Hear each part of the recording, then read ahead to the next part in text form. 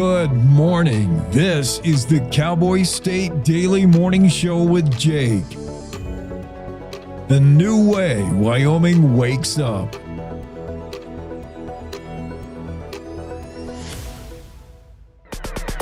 It's time to take a look at what's happening around Wyoming. From the Cowboy State Daily News Center, I'm Mac Watson. Secretary of State Chuck Gray claims Governor Mark Gordon isn't including money to advertise a property tax ballot initiative in his biennial budget. Cowboy State Daily's Claire McFarland reports that Governor Gordon says the secretary managed to fulfill his publication requirements before without extra money. Secretary Gray, within 19 hours of Gordon's proposed budget plan, was lamenting why, I'm sure, is this a scheme against the law-mandated notifications I have to do about the ballot initiative we have coming up, which is to reduce property taxes yet again. And the governor fired back in his own comment, you didn't have problems with the notifications you were required to do in 2024. You didn't have an extra request at that time. So the governor was like, I'm just kind of letting you lead. Gray's office is budgeted in the 2025-26 for $9.5 million. The secretary asked for almost $10.5 million for the upcoming biennium. Gordon is proposing Gray's office receives $200,000 less than requested. Wyoming is bucking a national trend by growing its horse racing industry, but as Cowboy State Daily's Renee Jean reports, legislators want more control of the gaming terminals that support its big purses amid complaints the state is looking too much like Montana. People feel like there are too many of these gaming terminals across the state. And now that is not just historic horse racing terminals, but they're also talking about those terminals like Cowboy Skill Games. And so one of the things that's been happening is Cowboy Skill Games have been popping up in grocery stores. Nationwide, the horse racing industry has been in a steady decline, but not in Wyoming. The newly merged joint venture between Wyoming Downs and 307 Horse Racing nearly doubled in attendance at their Evanston track this year to 1,700 people per day on average. I'll be back with more news from the Cowboy State Daily News Center right after this. Right now, there's a powerful chance to change a life, maybe even save one. The Wyoming Rescue Mission is offering a unique opportunity where every dollar you give is matched, doubled, to bring hope to those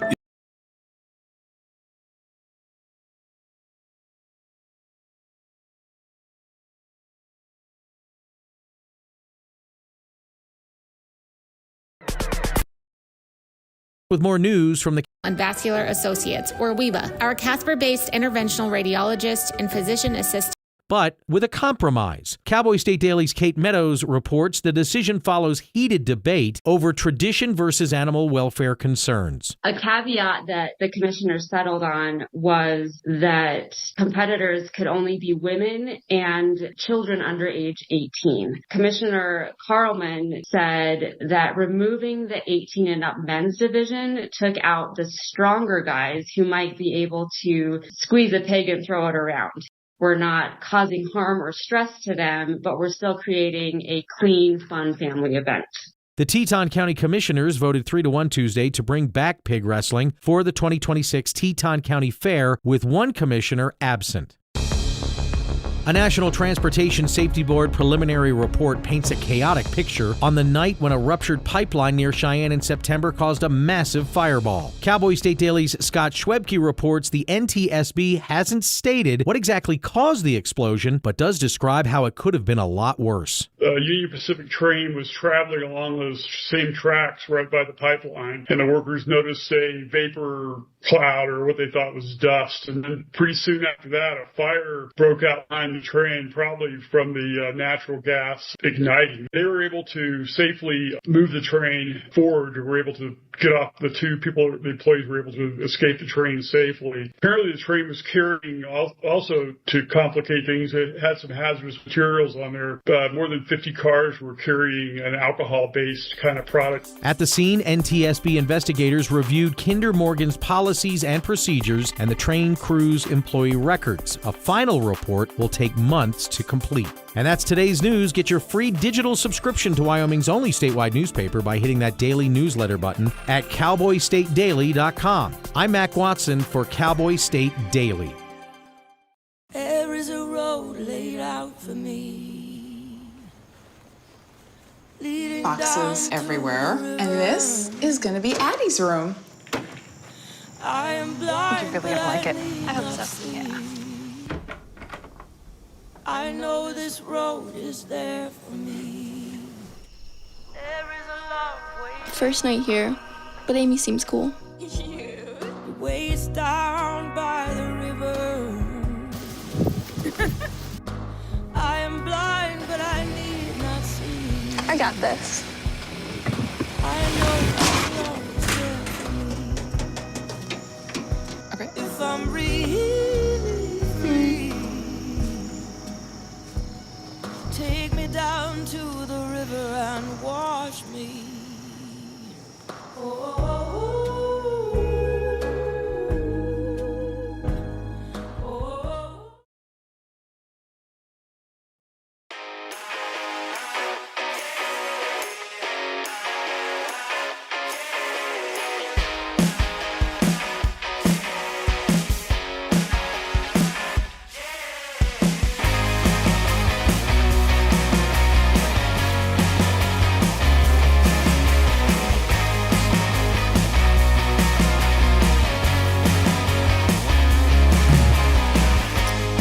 Cowboy State Daily Show here on a Thursday morning, the week before Turkey Day, Thanksgiving.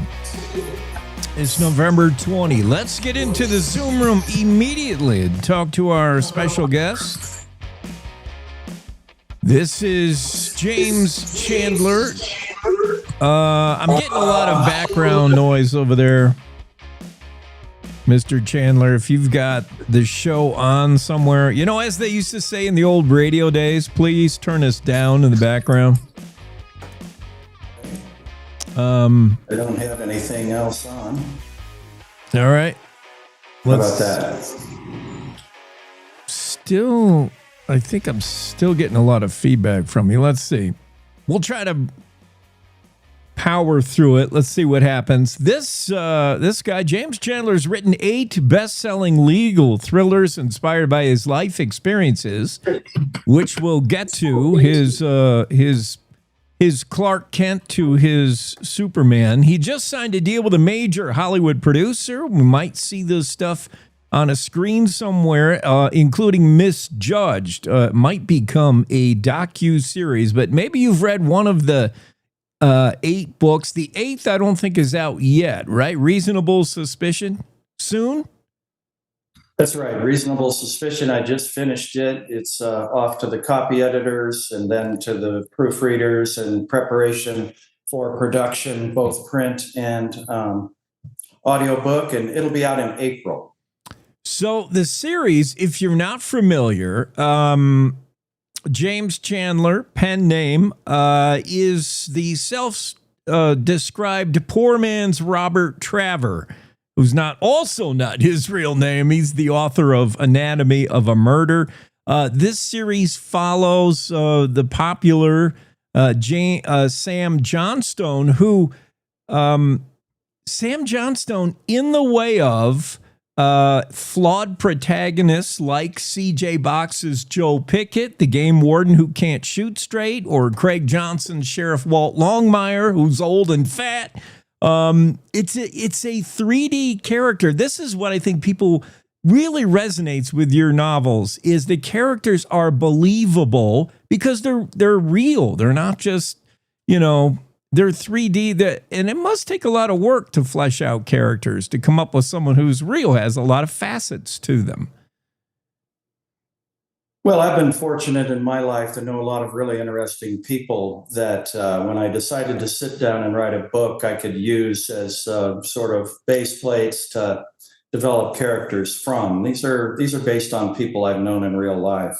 Yeah, Sam Johnstone is reportedly not you, but he is maybe an amalgamation of many people you've known from. Mostly, you say you draw from your military career, some buddies you knew perhaps in the Army.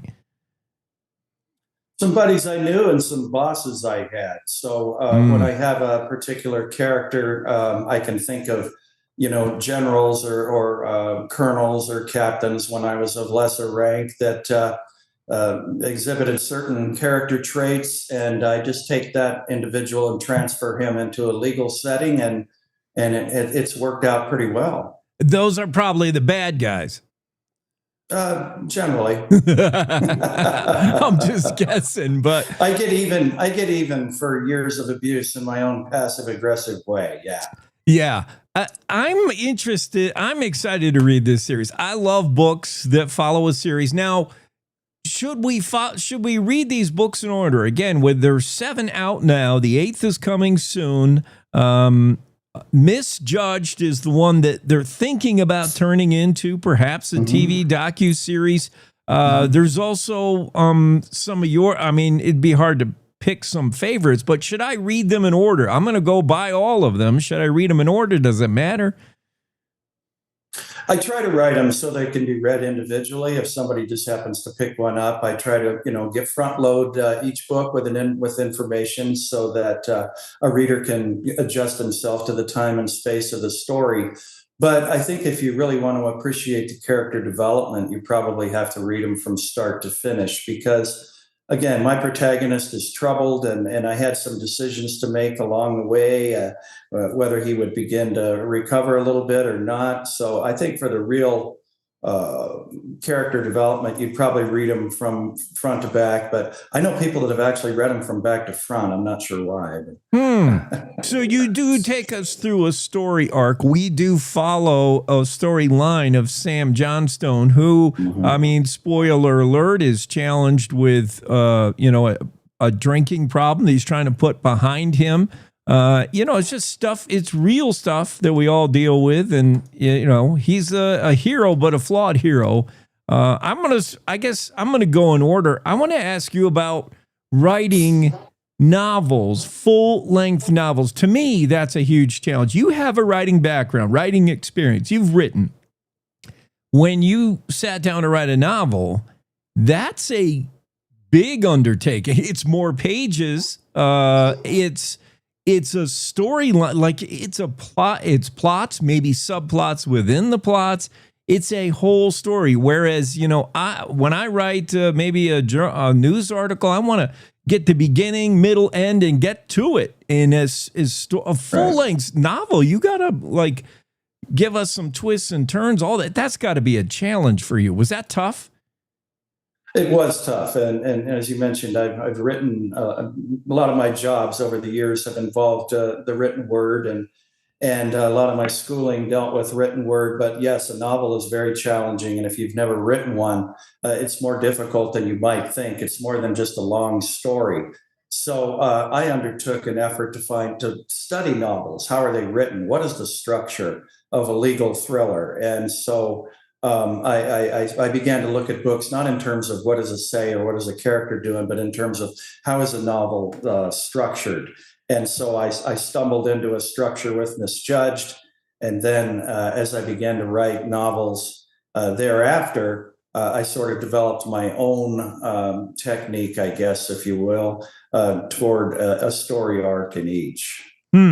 Now, tell me about the breakthrough. That's always interesting. When an actor finally gets that role, when a novelist finally gets a publisher or an agent to bite. I mean, what was that like? It took a while. It wasn't overnight where you said, "Here's my first manuscript," and bang, it was that. How did you come into being and get into a relationship with a publisher who believed in you? And that's why we got 8 books now.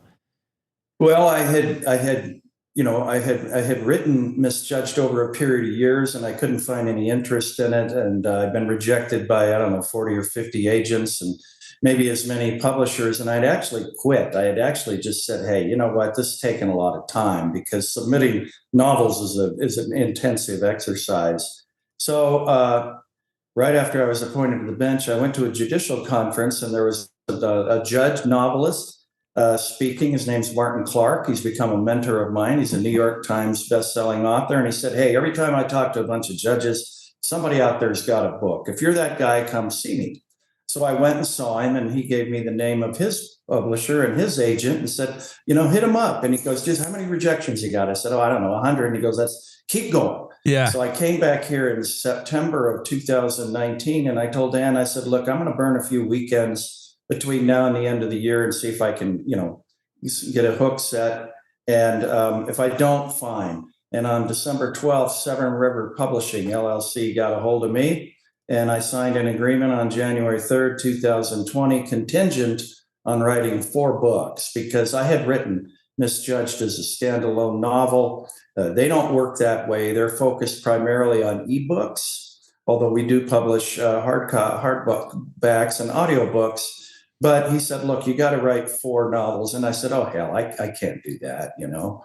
And he said, well, let's talk. And so we talked, and I talked with my wife, and she said, whatever you want to do. And so that's, I guess, the way I got Severn River, is they were the only one that had any interest in me. And I've appreciated their interest and their help over the years. But they did kind of coerce you into the multi-book thing, which, you know, for someone who took a long time writing the first one, and then you've got to dream up the whole plot, the whole situation, which is maybe the hardest part. And I say that on your behalf because I saw in the story, if you read the story Cowboy State Daily about this Wyoming author who, hey, spoiler alert, you gave it away yourself, James Chandler. This is a guy who raps the gavel in Gillette as a circuit court judge, Judge Paul Phillips. If you've known him professionally as a defendant, sorry, you may not be running out to buy the book on Amazon, but maybe not, maybe so. But you also work with another writer, and you do what's in your skill side, what's in your sweet spot, which is character development, and you don't have to think of the whole story. What's that like? Who do you work with, and why is that fun? I write with a gal named Laura Snyder. She's a trial attorney out of Des Moines, Iowa. She's an accomplished author in her own right. And we were put together by our publisher. And so we spoke and talked about it. And it's been a really, really good experience for me. She's a pantser. So she writes books by the seat of her pants. She just sits down and starts writing the book. I'm just the opposite. I'm a very detail-oriented write from an outline type of a guy. So she basically created the characters and comes up with the storyline. And then I come through, and her favorite part of a book is just writing the first draft. I like to refine language and fiddle around with sentence and paragraph structure and look at things like that and flesh out characters. So it's worked great for us. And I'm on deadline right now. I have to have by the 3rd of December, the 3rd book in that series called The Final Appeal. I have to have that to the publisher. But it's been a lot of fun, a lot more fun than I thought it would be, honestly.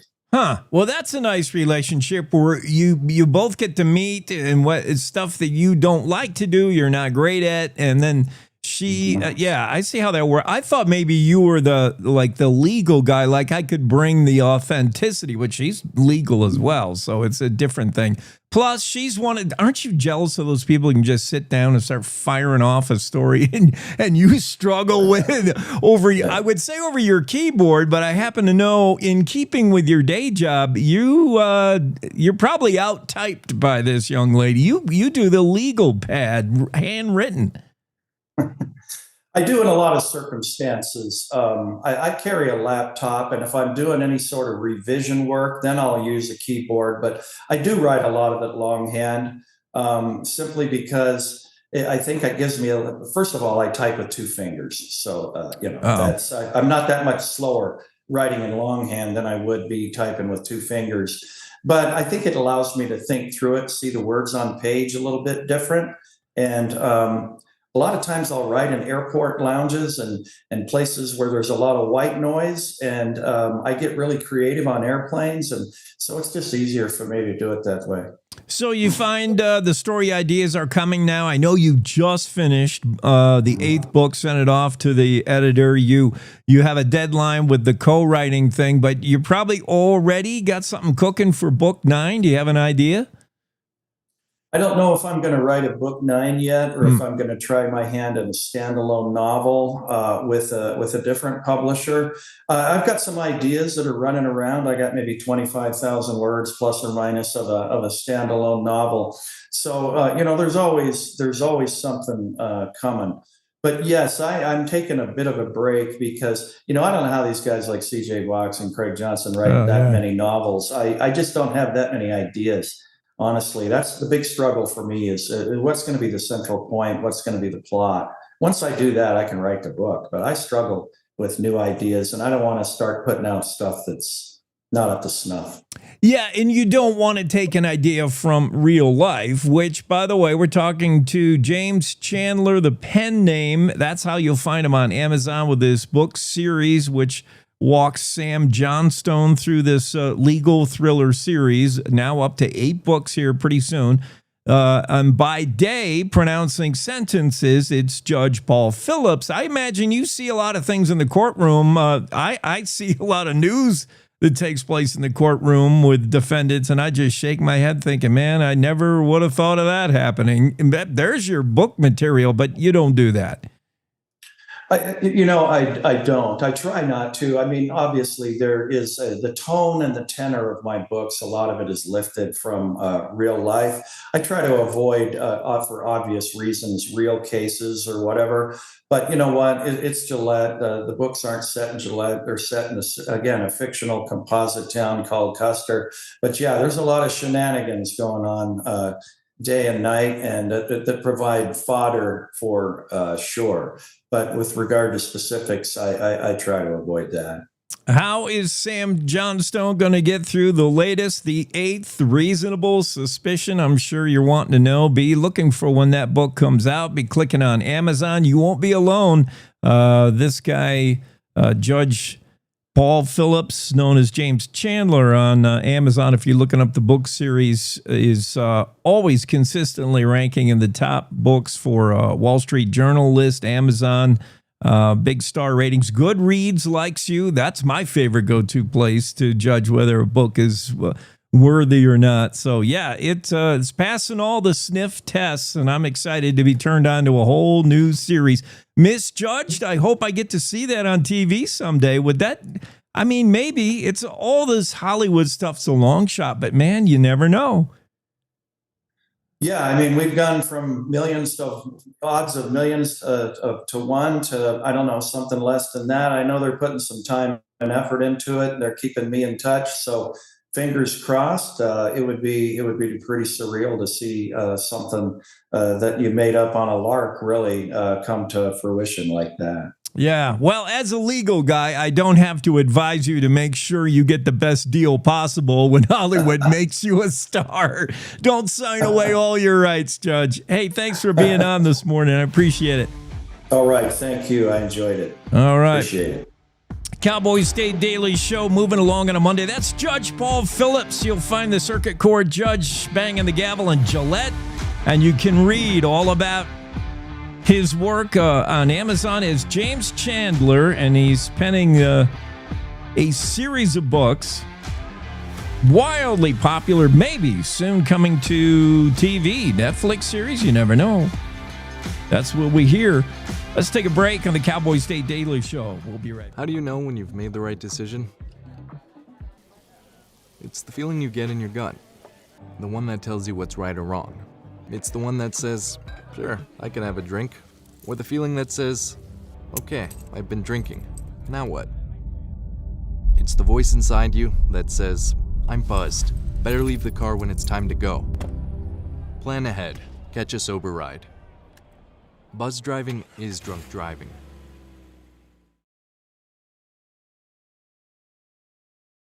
This is the Cowboy State Daily Radio Network. Hi.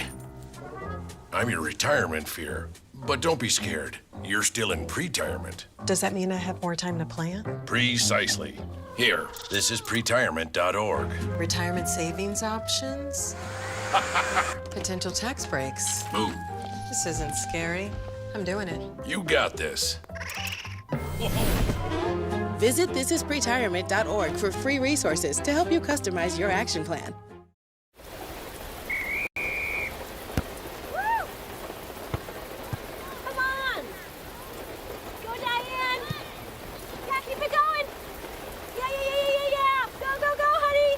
If you love them enough to drive an hour to cheer them on as they get beat 11-0 in the rain, then surely you'll check NHTSA.gov/the right seat to make sure they're correctly buckled in the back seat.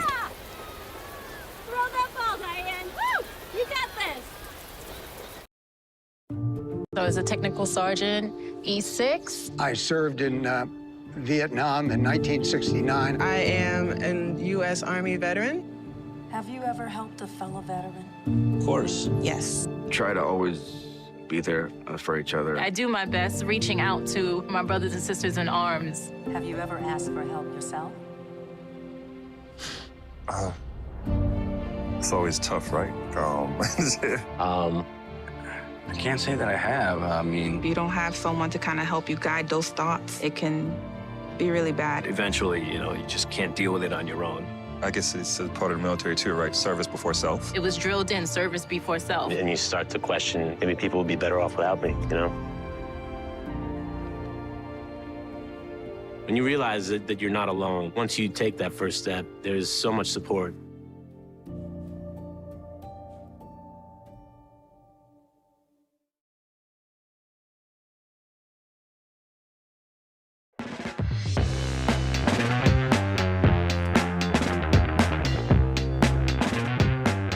Cowboy State Daily Show here, and stories we're following today. Sparks fly at a management council over potentially blocked emails. Honor Wyoming says its emails are being blocked. This has been an ongoing issue with emails fired off to your state lawmakers, and perhaps they're being put in spam folders. The issue just keeps cooking now because a controversial bill was proposed that would help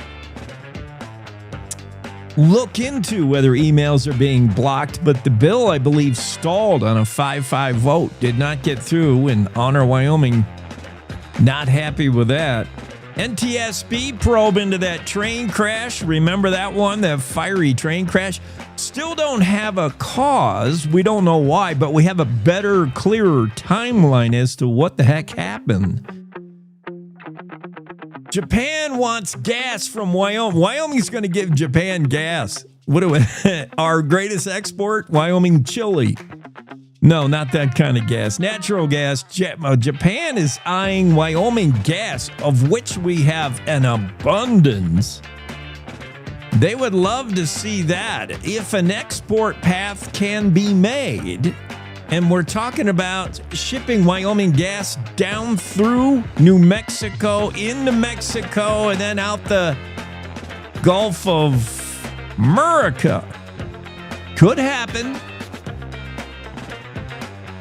By the way, we have a lot of special guests on today. Kathleen Callahan's going to be joining us momentarily. She's high-ranking senior VP and manager at Bank of America. We're going to talk about economy kind of stuff with her. Secretary of State Chuck Gray will be on the show.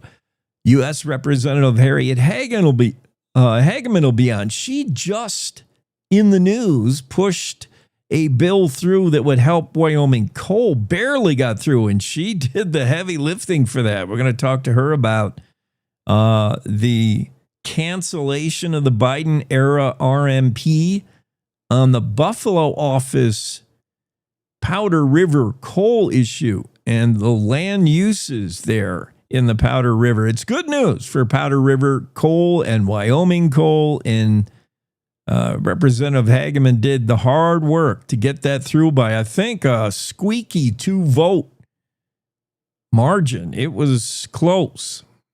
I've also talked to Congresswoman Hageman about the Colorado River Compact that just missed a deadline. There is going to be legal strife for decades involving water rights. And Harriet's uniquely poised to comment on that. She's done some lawyering in that area, from what I hear. And she'll also talk about the Epstein vote. Of course, the House initially went through with a vote that was nearly unanimous, if not 4-1, no vote, but a landslide vote to open the Epstein files. The initiative subsequently passed the Senate unanimously, and Trump's signature means we will soon see, within 30 days, I think, what is in the Epstein files. So, yeah, that'll be all a nice chat with Congresswoman Harriet Hageman.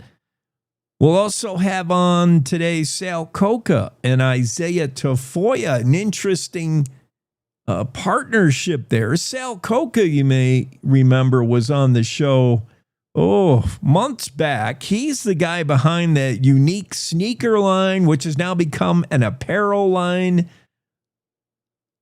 And then he's partnered with Southside Sluggers to come up with some unique swag. Hypo 307 is Sal Coca. And you can get your boxing t-shirt there for Southside Sluggers, based in Cheyenne. So Sal and Isaiah will be on the show later. It's Thursday, so it's an Ask Abby Thursday. And it's going to be Thanksgiving trivia, because I'm anticipating Abby will not be on for Thanksgiving. So we'll do Thanksgiving trivia today, just to get her ready, prepared. And Nolan Carter will join us. Nolan Carter is VP of Knothole. That is the swag central in Laramie whenever it's game day and the Cowboys are in town. Final home game this Saturday. Everybody going to Knothole in Laramie to pick up your game day gear. And Nolan's going to talk about what special stuff they have ready to go. I'm sure it's T-shirts, ball caps, the whole bit for Josh Allen's return and his retirement of the number 17. I'm guessing Knothole's going to have tons of 17 swag, but we'll find out. We're going to talk to Nolan Carter today. So, yeah, we are doing lots of stuff. Let's get a weather forecast to let you know what's going on around the state of Wyoming today. Mostly sunny in Casper. Middle 50s. A little bit of fog to deal with this morning in Riverton. Otherwise, mostly sunny, 48. Evanston, chance of snow and or rain. Mostly cloudy with highs 42. Green River, foggy morning, partly sunny afternoon, 47 the high. Fog in Pinedale this morning. By the afternoon, this sun should prevail with highs 44. Alpine, maybe some rain early morning. And foggy, just gonna kind of be thick out there before the sun eventually breaks through in the afternoon. 49 the high for Alpine. Jackson, patchy fog before 10, otherwise mostly sunny, 48. Thermopolis, sunshine, 52 the high. Cody, you'll hit 52 as well under sun. Buffalo, sunny, 50. Sheridan, a little morning fog to deal with. Sunny afternoon, 52 the high. Gillette, fog in the morning. Mostly sunny afternoon, 50 is your apex. Patchy fog in Newcastle, mostly sunny and 50 as well. Fog in the morning for Torrington, 57 the high in the afternoon. Cheyenne, chance of rain after 5, late afternoon. Otherwise partly sunny with highs 51. Late day chance of rain in Laramie as well with highs 49. Mostly sunny in Rawlins. Highs 50, so still pretty nice day for getting on to, well, not late November yet, but after the midway point anyway.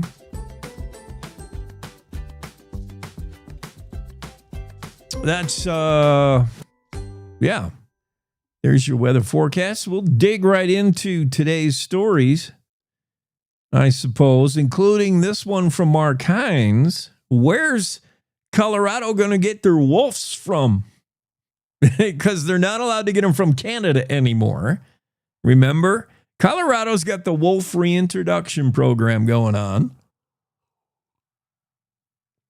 Again, I can't for the life of me figure out why Colorado's so insistent to get wolves down there. Not that I'm one of these that say, you know, wolves are a problem and wolves are killing all our elk. I'm not quite in that camp. I'm not rocking the bumper sticker, save an elk, smoke a pack of wolves today. I mean, a wolf is fun to see in the wild. They play a role in the ecosystem.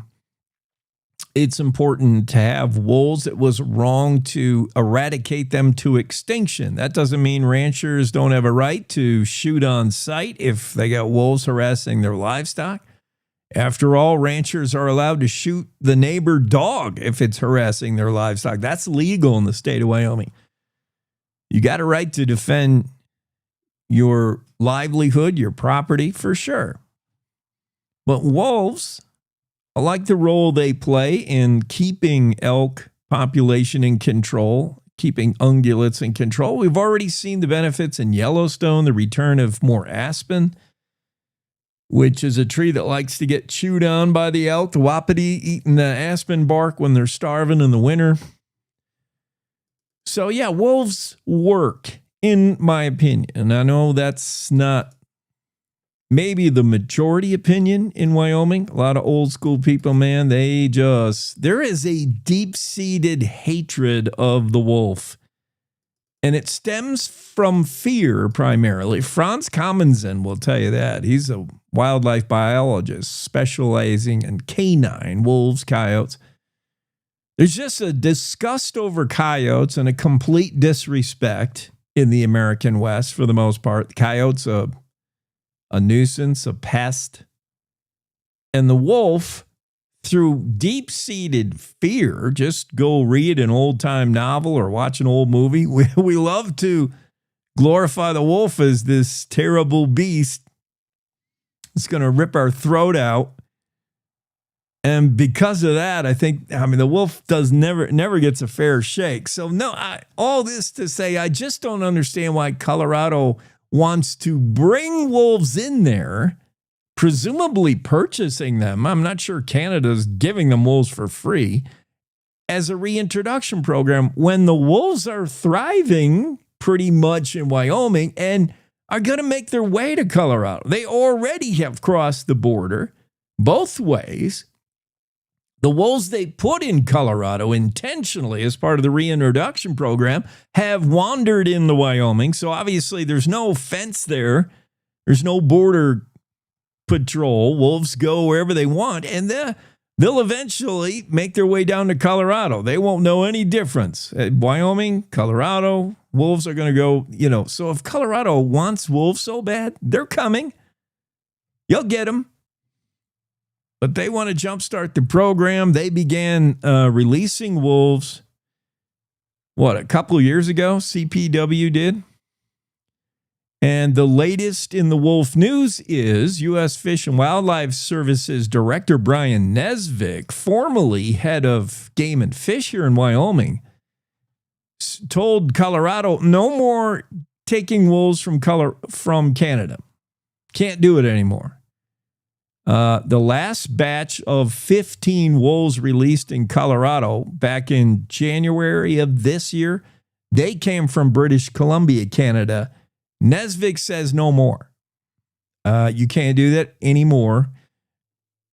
An agreement between Fish and Wildlife Services and Colorado Parks and Wildlife, CPW, doesn't authorize Colorado to get wolves from outside the northern Rocky Mountain region. So that left Colorado asking Oregon. They said no. Oregon said, we're having trouble with our own wolves. Washington State, Colorado then asked Washington State for 15 wolves. Can we have 15 wolves for Colorado? Late this year or early 2026, Washington State thought about it and said no. Also, they cited concern over their own declining wolf populations. Apparently, the wolves not doing so well in Washington. I think these states should just pump the brakes on reintroducing wolves until they can figure out where wolves want to live. We reintroduced wolves in Yellowstone, 1997. It's been a success story, not just for Wyoming, but for Montana. Don't tell Montana it's been a success story. They hate the wolves almost more than Wyoming, probably more. But in the greater Yellowstone ecosystem, the wolf from the original however many we put there out of, when they opened the cage door, I can still remember that photo. the wolves have then gone on to do wolf things. Wolves have pups, and the population has done very well, very robust in Wyoming. And vis-a-vis neighboring states, the wolves have gone to Idaho, where Crapo hates them. Crapo wanted to shoot them out of airplanes. Shoot them from airplanes, not fly them up and then throw them out. The governor over there, Crapo, right? I don't think he's still the governor. He really hates the wolves. He wanted to shoot them out of airplanes, from airplanes. He hated the wolves so bad. But the wolves are thriving in Wyoming. They're getting out to neighboring states, Idaho, Montana, and eventually Colorado. Wolves will go where they feel the habitat will support them. So to artificially reintroduce wolves from another country, foreign wolves with no paperwork and visas, into Colorado, it just seems weird. Like, Colorado, if you want your wolves, just wait a while. They're coming. Is it time to hit the pause button in the Colorado wolf reintroduction program? Mark Hines speculates maybe so, because they can't get any. Not allowed to get any more from Canada, and Washington and Oregon have both told them to go pound sand as well. Let's take a quick break. Special guest coming up. Banker Kathy will be here.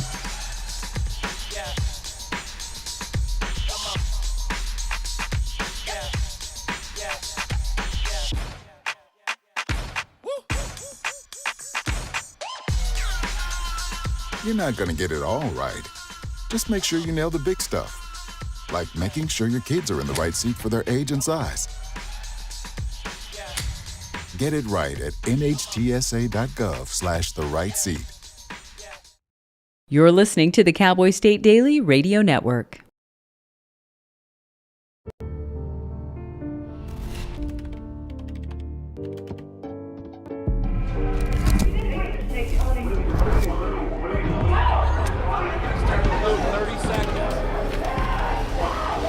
I'm an ex-drug dealer, and I'll be your sub today. Can you see anything different as a pill? No. You don't know? Fentanyl is being mixed into everything now. There's only one thing that will save somebody's life. That is naloxone nasal spray. Fentanyl, it's cheap, it's potent, and it's profitable. Why would drug dealers put a lethal dose of fentanyl in drugs if they know it's so harmful? Really just all about the money. I just didn't realize that one pill could change your whole life. More kids should know.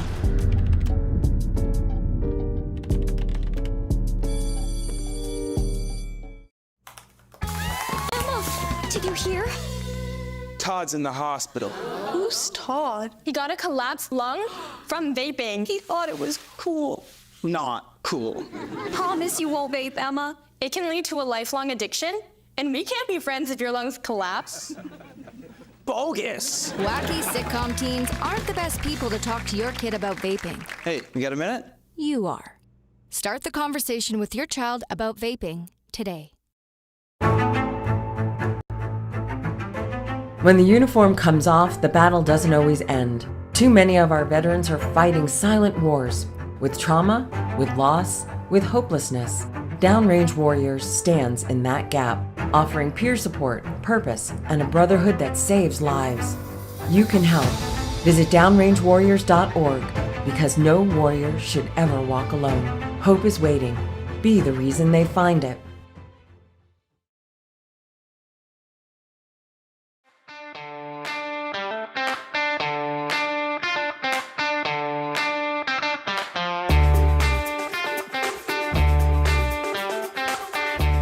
Cowboy State Daily Show on a Thursday, November 20. Thanks for joining us this morning. Other stories we got to get to in the Cowboy State Daily over the last 24-hour cycle since we last met, let's say, which seems like 15 minutes ago, but it was yesterday morning. We're going to talk about natural gas and Japan opening the Japanese market to natural gas. Japan wants our coal. Problem is getting it there. Of course, the issue of training the coal on the rail to the West Coast, that's tough enough. And then finding a West Coast port, either Oregon, California, Washington State, and all three of the aforementioned states being as liberal as they are fairly anti-coal. And nobody wants a port where coal is exported out. If you hate coal that much, you should be happy to see it go, right? To see it not burned in the United States and to wave goodbye to it as it leaves on a tanker. But anyway, that effort is still ongoing, getting our coal out of Wyoming to Japan and other Far East markets. Now there's Renee Gina saying Japan wants Wyoming's low carbon natural gas. And we do have lots of natural gas, so much so it's kind of depressed our own coal market. We got a lot of gas. Believe me. With all the Mexican fast food joints we have in Wyoming, we got a lot of gas. New export terminals in Mexico may provide the route for Asian delivery. Policymakers say demand's rising, and cleaner burning Rocky Mountain gas could boost U.S. energy exports. Just a matter of getting it out of the state of Wyoming, which has always been the matter. Let's go to the Zoom room. I'm expecting Cathleen, although I'm worried about the nomenclature of our Zoom guest. We'll figure it out. It's always fun to just pop in, see what happens. Hi, I'm here. Okay, I don't have a visual on you. It says Chris Arias. I hope that's wrong. Yes? No? Because I'm hoping it's Kathleen Callahan. He's on. You can go ahead and say hello anytime. Hi, Kathy Callahan here from Bank of America. Okay, not Chris. And do you have video on, or you're not going to use video, or it doesn't matter to me, but just I don't have video on. Okay, all right, we got that. This is Kathleen Callahan, Managing Director, Bank of America. We're going to talk about economy kind of stuff. First, we're going to ask Cathleen whether she's hanging out. You can usually find her, at least during the summer, at Bradley Beach on the Jersey Shore, right? Right, Kathleen? That's right. I hang out there. Yep, I'm here in New Jersey. Yeah, and a little known fact, trivia, Kathleen's a pretty good singer. You can find her on Sundays probably singing in the church choir. Yeah, I'm not going to sing for you this morning, though. Darn, that's going to be our loss.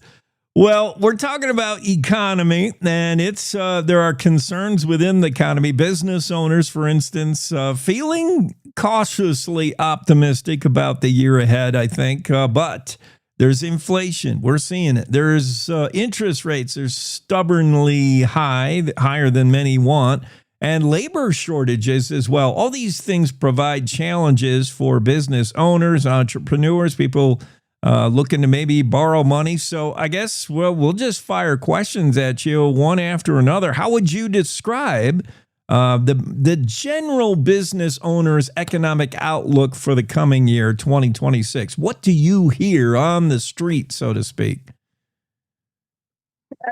So, Jake, we're really excited about the results of our 2025 business owner survey because it bears out what we're seeing with our own clients, as well as in the data that we have here at Bank of America. And we speak to a lot of clients and a lot of small business owners across the U.S. We have about 3.5 million clients in the startup to $15 million revenue size range. And as of September, for the 17th consecutive quarter, Bank of America was ranked number one small business lender in the United States. So what we're hearing from our clients and what we heard in this survey from clients from business owners across the U.S. is that they remain cautiously optimistic about the coming year, 2026. Many of them expect their revenues to increase, and over half plan on expanding their businesses. And we do know from our own data that this reflects what's really happening in the economy. We know consumers remain strong and out there, and small businesses and mid-sized businesses remain profitable and continue to do well despite some uncertainty in the economic environment. So they're really positive and expect brighter days ahead in their local communities, the national community, and global economy. So what we see heading into 2026 is that business owners expect to focus on growing their customer bases, expanding products and services, incorporating AI and other digital tools, and believe it or not, hiring more staff. I want to talk about AI in a minute. Cathleen Callahan with Bank of America. Let's say we're talking about specifically mid-level, smaller businesses, maybe even new or startups. What are you seeing? What can Bank of America offer somebody who's thinking about making a plunge right now? It might not be full speed ahead, but as you say, it could be half speed ahead. Whether it's expansion, a big capital improvement project, or something you need to finance, there's still interest out there, still demand in doing so, borrowing money and doing something positive for your business. So business owners are entering 2026 with a strong focus on growth and innovation. And that means that they're looking to their forward plans, to what they're going to do in the next 5 years.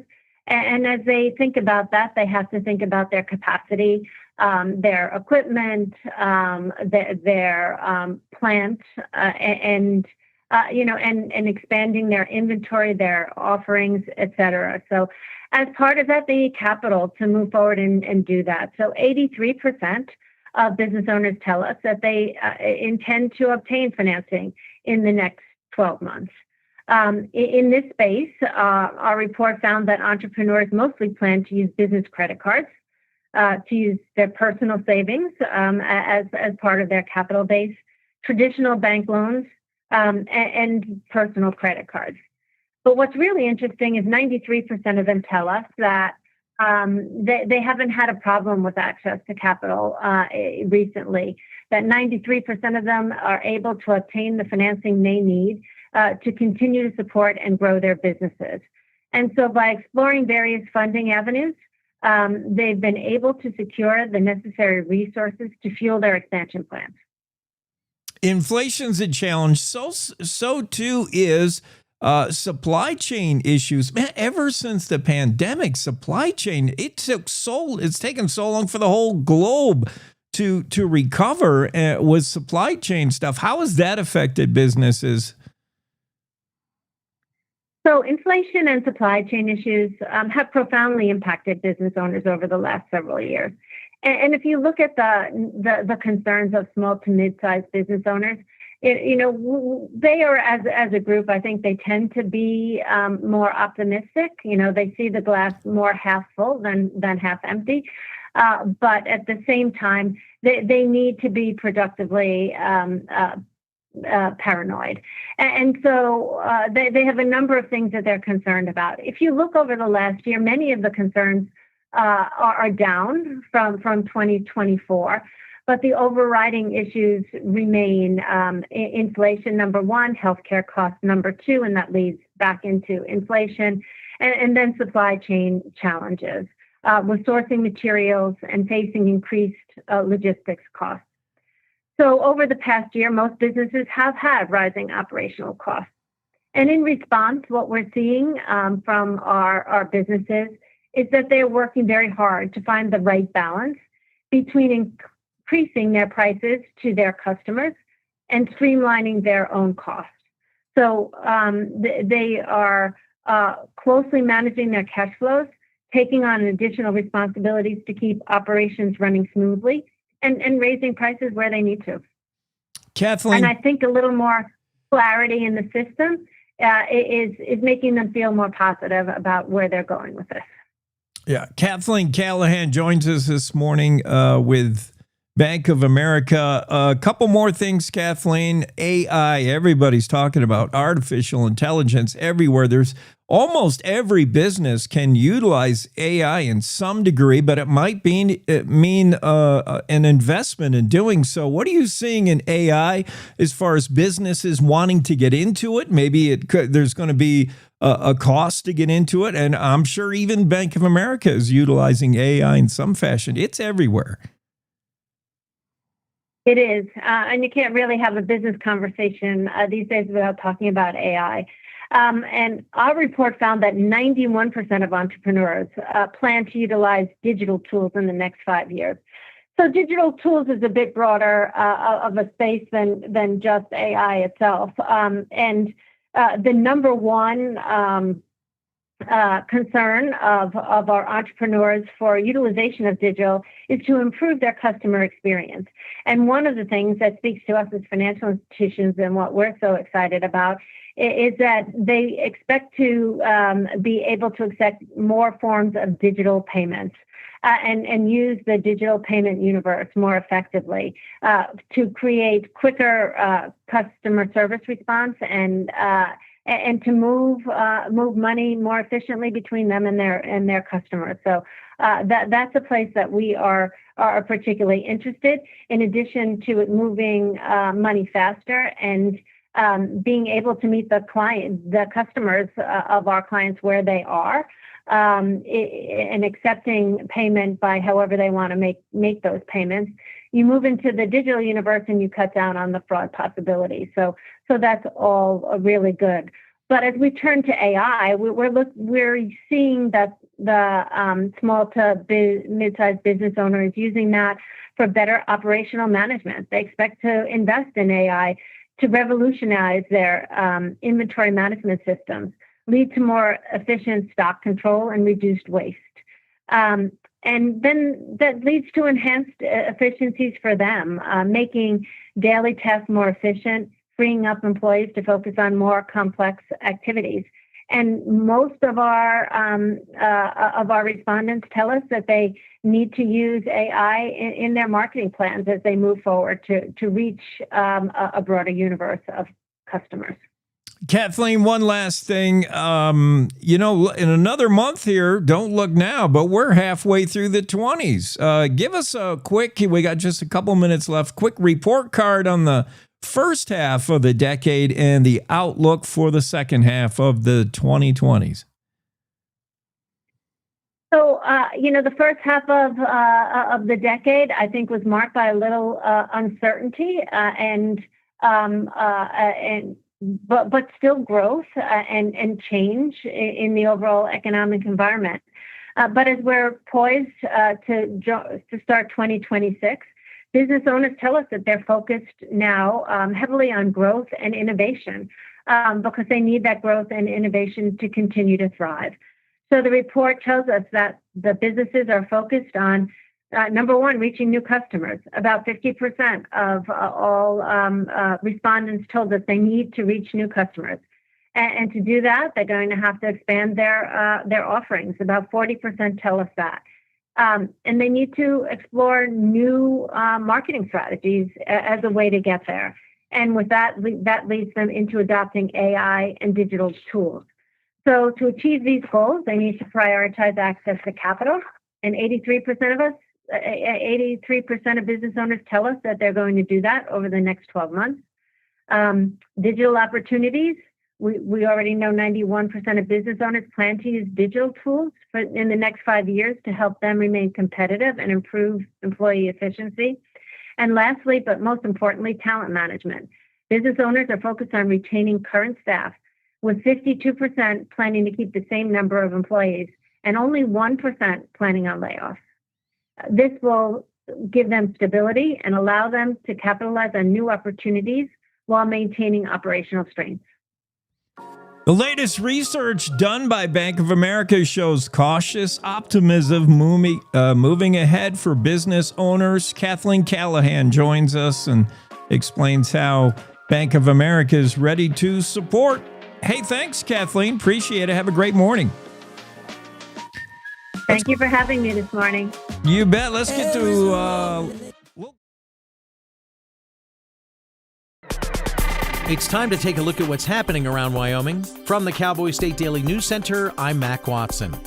Story resident Brad Jones had to duck behind his pickup truck after the rutting white-tailed deer he was watching took their fight to him on Sunday. Cowboy State Daily's Andrew Rossi reports that late fall is rutting season for Wyoming's deer, which makes them more reckless and dangerous. It's rutting season for Wyoming's whitetail and mule deer, and that just makes the bucks turn into idiots. They're focused solely on each other and tussling over females and everything like that, and occasionally they do stupid things. Story man was just driving along the highway. He spotted these two bucks going at it. So the bucks' battle eventually carried them across the field through a barbed wire fence. Then he realized that he was in the trajectory of where they were heading. So he had to dive behind his pickup truck to avoid them. And the losing deer tore right past him, would have gone straight through him if he hadn't moved.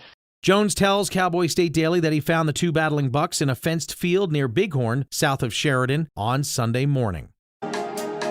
The odds of getting hit by a bus or attacked by an angry grizzly bear are astronomically low, but they do happen. Cowboy State Daily's Kate Meadows reports that Wyoming health officials want to create what they call Bear Care, a health plan for those in other catastrophic events. Under the Big Beautiful Bill Act, there is a part called the Rural Health Transformation Program. It wants the states to submit ideas for health insurance ways. So Wyoming participated in this and came up with a sweeping application. Bear Care came about from the Wyoming Department of Health. The creators were tossing around names, what do we call this thing? And they initially wanted to call it Hit by a Bus Care. But one, that's kind of funky. And two, they thought, well, there aren't that many buses in Wyoming. But what are there a lot of? Oh, there's bears. So why don't we call it Bear Care? If enacted, Bear Care isn't a replacement or another option for routine health insurance, and it would only kick in if something catastrophic actually happened.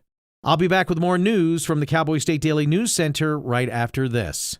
Do you have tired, heavy, aching, swollen, and painful legs? Find relief with Wyoming's only IAC-accredited vein facility, Wyoming Interventional and Vascular Associates, or WIVA. Our Casper-based interventional radiologists and physician assistants specialize in the diagnosis and treatment of painful varicose veins. With virtually no downtime and minimal risks, WIVA offers the best solution for your painful veins. Schedule a consultation at 307-577-1003. Cowboy State Daily News continues now. Colorado's wolf reintroduction program may have hit a wall. Cowboy State Daily's Mark Hines reports that now Washington State is refusing to send more wolves for the Centennial States program. Washington State earlier this week back there, you know what, we don't want to send any, our wolf population is declining as it is. We don't want to send you any more wolves. So that they're kind of out of options because Idaho, Montana, and Wyoming have all flatly said no. Oregon said yes once, but doesn't seem to be ready to say yes again. Last month, Brian Nesvik, the head of U.S. Fish and Wildlife Service, said that Colorado could not import wolves from Canada as that was outside of the parameters of the agreement. The House narrowly passed a resolution led by U.S. Representative Harriet Hageman to restore coal leasing in Wyoming's Powder River Basin and overturn a Biden-era ban. Cowboy State Daily's David Madison reports that the measure now heads to the Senate amid sharp debate over energy and climate policy. Harriet Hageman introduced a resolution and argued for it on the floor of the House Tuesday and said, look, it's time to reverse this Biden administration restriction on leasing and get behind my resolution. There was some pretty fiery language describing what the Biden administration was trying to do to the coal industry, saying it was trying to be murdered by the Biden administration. The Biden administration took a sledgehammer to the coal industry. Democratic Representative Huffman from California said, look, coal coal's done. The rest of the world's moving on. It was a pretty spirited back and forth. The resolution eventually passed by 2 votes. Spoke to 2 industry representatives. They were ecstatic that Hageman had gone to bat for the coal industry. One source said this isn't just good news for coal, it's good news for anyone who wants to develop resources on public lands. The resolution's narrow passage marks a victory for coal interests in Wyoming's Powder River Basin, which produces 40% of the national thermal coal. The U.S. Senate is expected to vote on the resolution this week. And that's today's news. Get your free digital subscription to Wyoming's only statewide newspaper by hitting the daily newsletter button at cowboystatedaily.com. I'm Mac Watson for Cowboy State Daily. You talk to... In every family, small conversations can make a big impact. I grew up on tour with my parents. Kind of different, but we bonded over music just like other families do over sports, camping, or other interests. And we talked. Little everyday conversations from silly to serious that built a foundation over time. Honest conversations, like when my dad shared his experiences as an alcoholic. Your honesty about that part of your life gave me a sense of integrity that I wanted to uphold in my own life. And I was so grateful that you and Mom had become these sober, stable people who were always there for me. I wanted you to know from someone who's been in recovery more than 30 years now that hard work is what creates success, not alcohol or other drugs, whether it's music or anything else. I said it a lot, and I'm glad you took it to heart. Talk, they hear you. For more information about talking with your kids about underage use of alcohol and other drugs, visit underagedrinking.samhsa.gov. All right, let's get back to it here on a Thursday. Into the conversation, Secretary of State Chuck Gray. And Secretary, saw you in the news the other day. We all got our first look at the governor's proposed biennial budget. The office of Secretary of State, a little bit short from the ask, not a lot, but concerning what it's going to cost to make everyone aware of this ballot initiative that you're going to see on the 2026 ballot. Regarding property tax, didn't see money for that, and that's not sitting well with you. You want to start there?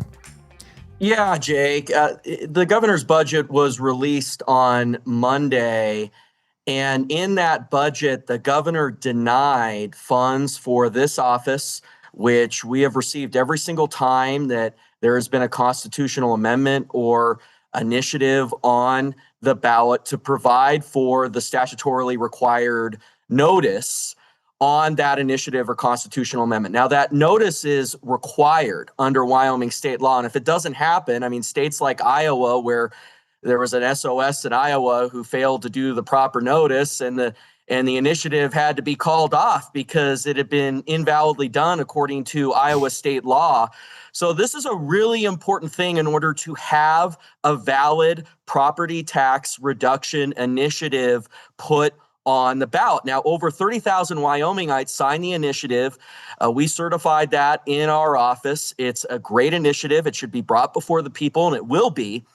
But that notice needs to be provided for in the budget. And what was really concerning was the governor's office's response to this. Rather than saying, oh no, we messed up, they doubled down and they say, well, this can be absorbed in the budget. Well, they know that this budget is not like the school's budget. It's not a block grant. It's not when they say that an agency gets $8 or $9 million or whatever. It's not that I can spend it however I want. It has to be done according to the series and the direction of the budget. And if you don't have approval for that notice requirement, it's going to be unable to be done. So I'm prepared to sue the governor if we don't win on this, because it must be done. I am prepared to, in the legislature, to advocate for this to be reversed. But it's very problematic, this denial. And I think it's very clear what Governor Mark Gordon is trying to do. He's trying to interfere and stop this property tax initiative from going forward. Over 30,000 Wyomingites signed the petitions for this initiative, and it's very disturbing that is the direction they are going. Another one of the arguments that they made that doesn't make any sense is that, well, these exception requests weren't made in the past, and that in the past it was absorbed. And we went through past budgets, even my predecessors, every single time there was a footnote done for the statutorily required notice requirements that have to be done according to Wyoming state law in order for the initiative to happen. So, they're trying to call this advertising, and Cowboy State Daily went ahead and made that part of the headline. It's so dishonest. I mean, this is the notice requirement that has to be done in order for the initiative to validly be put forward to the voters. And I think what he's trying to cue up here is a challenge from some of his allies that don't like property tax reduction. He's been very clear in the media, Gordon has, that he does not want property tax reduction. He vetoed property tax reduction multiple times. And if the notice was not properly done, then it would cue up a challenge from some of his allies that don't want property tax reduction to happen. So we're prepared. As soon as we saw it, we went into action to reverse this. Part of how you get to the right place with a very liberal governor is by bringing transparency to the issue. That's what we did when he vetoed property tax reduction. That's what we did when he vetoed school choice. That's what we did when he vetoed the coal export terminal litigation bill. That's what we did when he vetoed proof of citizenship for registering to vote. And that's how we ultimately got to where we were able to bring those things through. It wasn't through sincere support from Mark Gordon. It was through sort of being transparent in the fact that 90% of voters want these conservative common sense reforms. And that's what put the pressure on to ultimately get them through. We're talking to Secretary of State Chuck Gray regarding specifically this People's Initiative, which I like these things. I think you do too. That People's Initiatives are government at its best, man. This is us voting ourselves, but we have to be made aware of what's on the ballot. That's the publication notices, which, as you say, state mandated. That's you've got to do that. Now, whether you call it advertising or publication, that's just nomenclature. You got to make the voting public aware of what's on this ballot. What's going to be on is this property tax initiative. Now, it's reading deep into the tea leaves, I think, to say Gordon is blocking this whole thing by not allocating funds specifically for your publication of it. Gordon's his contesting is you didn't ask for money in 2024, I guess. Constitutional Amendment A. False. It was footnoted in 2024 in our budget, and the Legislative Service Office was very clear that it would be footnoted. Now, this year, they said that in order for it to be footnoted, that we would need to have what is called an exception request. And my predecessors put forward exception requests to put forward those footnotes as well, and they were granted by Gordon. So that's a false statement for him to say that they weren't footnoted in the past. And for then him to say that basically what his staff said is that the budget is basically meaningless, that we can do whatever we want with our allocated funds in the budget, and that he granted 98% of the funds. That is just false. The budget is a legal document, and I, as the agency head, the elected agency head of the Secretary of State's office, have to follow that budget. It is not a block grant where I can say, oh, well, we're going to move $125,000 from that expenditure to publication costs. That's not the way it works. You have to have statutory authority within each budget series, and transfers can occur, but it has to be done according to the law and within the percentage requirements from series to series. Now, because this is in a section of the budget having to do with publication costs, there's not enough within the series to transfer it to pay for the cost of the publication requirement. Now, he knows all of these things, and this was our number one priority in our budget. We listed it. All the agencies are asked to prioritize their budgets. It was listed as our number one priority. So he has been putting out in the media that, well, he's been so generous with this agency by approving 98% of the requested budget. Well, if he was going to be so generous and allow for this to be moved towards publication costs, why wouldn't he have approved the number one priority?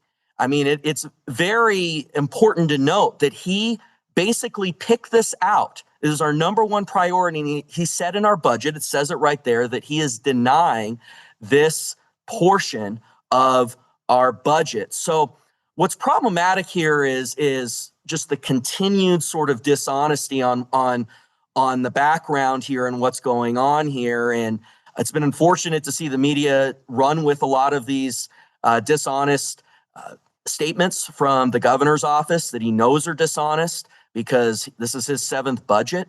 And I think the intent is pretty clear here of what's going on. Otherwise, this would have been cleared up in the last 24 hours. It's enlightening to know, Secretary, with some of the things you point out. You, as the governor said, he asked every agency, hey, show me your biggest wish list, and prioritize, because cuts are coming. List in order, the stuff that you really want to see, whether it's, we need new computers, or whether the Secretary of State's office says, hey, we're going to need money to publicate, advertise, or to make people aware of this property tax initiative. You said it was listed front and center. You also said that the allocation that's proposed for the Secretary of State's office, it was an ask for nearly $10.5 million. It was $9.5 million approved. Is that, is your office saying, we can't find $125,000, we can't move around the money, that's going to hurt our budget? Or you're saying you just absolutely can't do something like that? Can't move from series to series unless it's within the percentages that are approved under Wyoming state law, which you couldn't do in this case because it is allocated in the series for publication costs. And he knows that. Now, if he wants to be sincere here, go ahead and amend his budget, transfer $125,000 from the position exception request and place it in these publication requirements. If he wants to be sincere, he can go ahead and do that if that's the reality. I don't think it is, but if he wants to back down and go ahead and do the right thing here, that's something that he can do. The reality, though, is this was the number one priority in our budget. He has been saying that, and a lot of his allies have been saying in the media that, well, this is, $10 million budget. We're one of the few revenue generating agencies in the state of Wyoming. We bring in $80 million per year. Now, that's a biennial budget you just quoted. So if you look at the business division allocation, that is a 14-to-1 multiple, revenue to expenditure multiple. That is more than anything that you're going to see upstairs in Kurt Meyer's office from investment returns that the media has been touting. This has been the most effective revenue to expenditure ratio in the state of Wyoming, has been the Wyoming Secretary of State's office. And for him to put that forward as well and say that somehow this budget is very plush is another just tool in the toolkit, or another example of how dishonest the response to his actions have been. Secretary of State's office does bring in the money. There are a lot of LLCs in Wyoming, associated fees. That's a revenue generator. Secretary of State Chuck Gray on this morning on the show, basically contending that the governor's proposed budget for 25-26 intentionally quashes this property tax initiative that's going to be on the ballot for voters by denying attempts to, Jake. We're pushing back, and we're going to talk about what you can do, because this is just a proposed budget. What are you? I'm sure you're headed right for the Appropriations Committee here soon to talk directly to them. Absolutely. We will. Yeah. And our hearing is a little less than 2 weeks from now. So we'll go to the Appropriations Committee and make it clear what happened in the past, all of the false statements that have been made here, and the need for this to happen. And that's why we're bringing it forward. I mean, because this is just a pattern of behavior. I mean, you look a few weeks ago at the State Building Commission where and this is the new tactic now of the insiders and the left, because they're sort of on the ropes over the last 2 or 3 years with the conservative Senate majority in the House, with President Trump and the great work that he's been doing, and sort of the insiders that have tried to govern state government in a left-wing way and have had control for so long. They've been on the ropes. So what they do is they try to shut down any dissent. We saw this yesterday in the Management Council meeting where conservatives in the House that were trying to put forward the truth and making sure that individuals from the public would be able to contact legislators. They were shut down by senators. And it's the same thing we saw at the State Building Commission a few weeks ago, where we were pointing out that the rulemaking to implement the ban on gun-free zones, the ban on the gun-free zones that the governor had vetoed, which was basically an anti-Second Amendment veto from the governor in past legislative sessions. Well, this time he was forced to allow it through. Granted, he did not sign it. He allowed the pro-Second Amendment bill through without his signature, and now he's been sort of dragging his feet on the rulemaking to implement that bill. So we were trying to talk about the need for us to get this to the finish line. And right away, he starts interrupting. And his number one ally now, this Kurt Meyer, started interrupting and screaming and yelling and pounding their fists on the table. They do everything they can to try to get a reaction. And the media, of course, then the next day accuses the conservatives of being disruptive in one of the ultimate sort of examples of gaslighting. You wake up the next day, you read the story on this, and you feel like you're in another dimension, because the audio showing sort of the insider group banging the table, yelling, screaming, interrupting.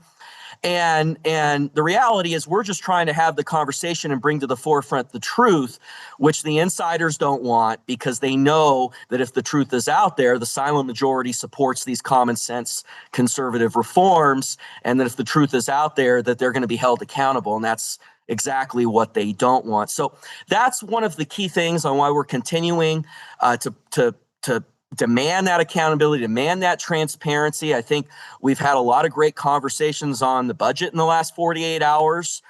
Some of the things that the governor's office, some of the claims they've made on how the budget works it just shows their lack of sincere understanding of the budget. And I think that's one of the reasons why we need to continue to talk about it. Secretary of State Chuck Gray, in the case of the missing $125,000, he's headed to Appropriations Committee. See if he can find it there. Secretary, thanks for joining us this morning. Thank you. Appreciate it. Appreciate it. Cowboy State Daily. We got to get right back into the Zoom room and talk to our weather guy, Don Days, here with us, and we're going to see what the forecast looks like.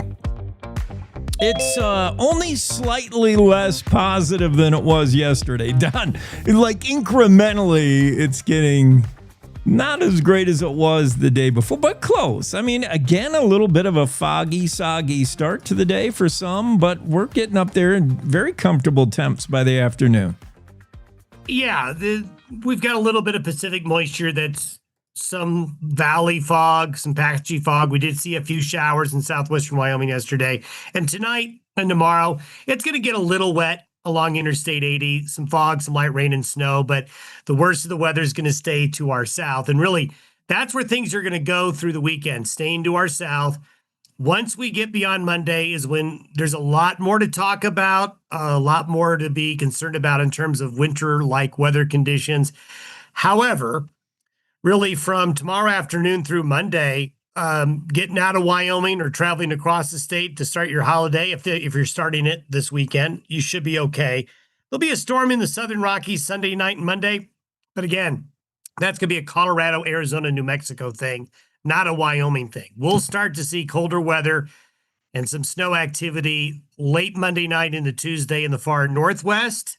and then moving across the state Tuesday and Wednesday. All right. Tomorrow, let's get a game day forecast. That's going to be important. And then we'll wait till Monday to take a look at what it's going to be like traveling to grandmother's house for Thanksgiving. Thank you, Don. Have a great day. Day weather forecast. U.S. Congresswoman Harriet Hageman on the show next. Every morning, America wakes up to reheated outrage and copy-paste commentary. Yeah, I don't follow talking points. I follow common sense. If that hits a nerve, good. It means you're still alive. No spin, no fluff, no kumbaya. Just Jake. Serving up truth, sarcasm, and grit. Stirred by hand and seasoned with reality. I don't yell, I don't pander. I just call it like I see it, and trust me, there's plenty to call. From the Capitol to the county fair, if it's worth talking about in Wyoming, Jake's already on it. No permission needed, no script required. The West was built by people who spoke their minds and stood their ground. I'm just making sure we don't forget how. The Jake Show. Weekdays on CowboyStateDaily.com and wherever bold voices still have a mic. No apologies, no filter, no bull. This is the Cowboy State Daily Radio Network.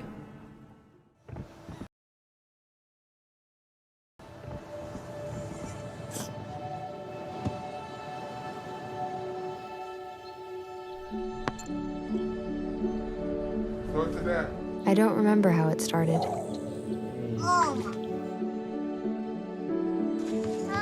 Our back and forth. Victory. Fumble. Repeat. It always came back. Dad! Okay, here we go, throw it! Yeah. You probably don't remember what you told me. That was perfect. But I heard every word. Nice.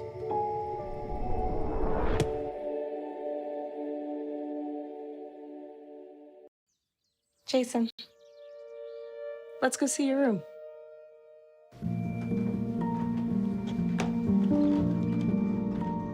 What do you think? We kept it a little spare, so you can decorate it how you like.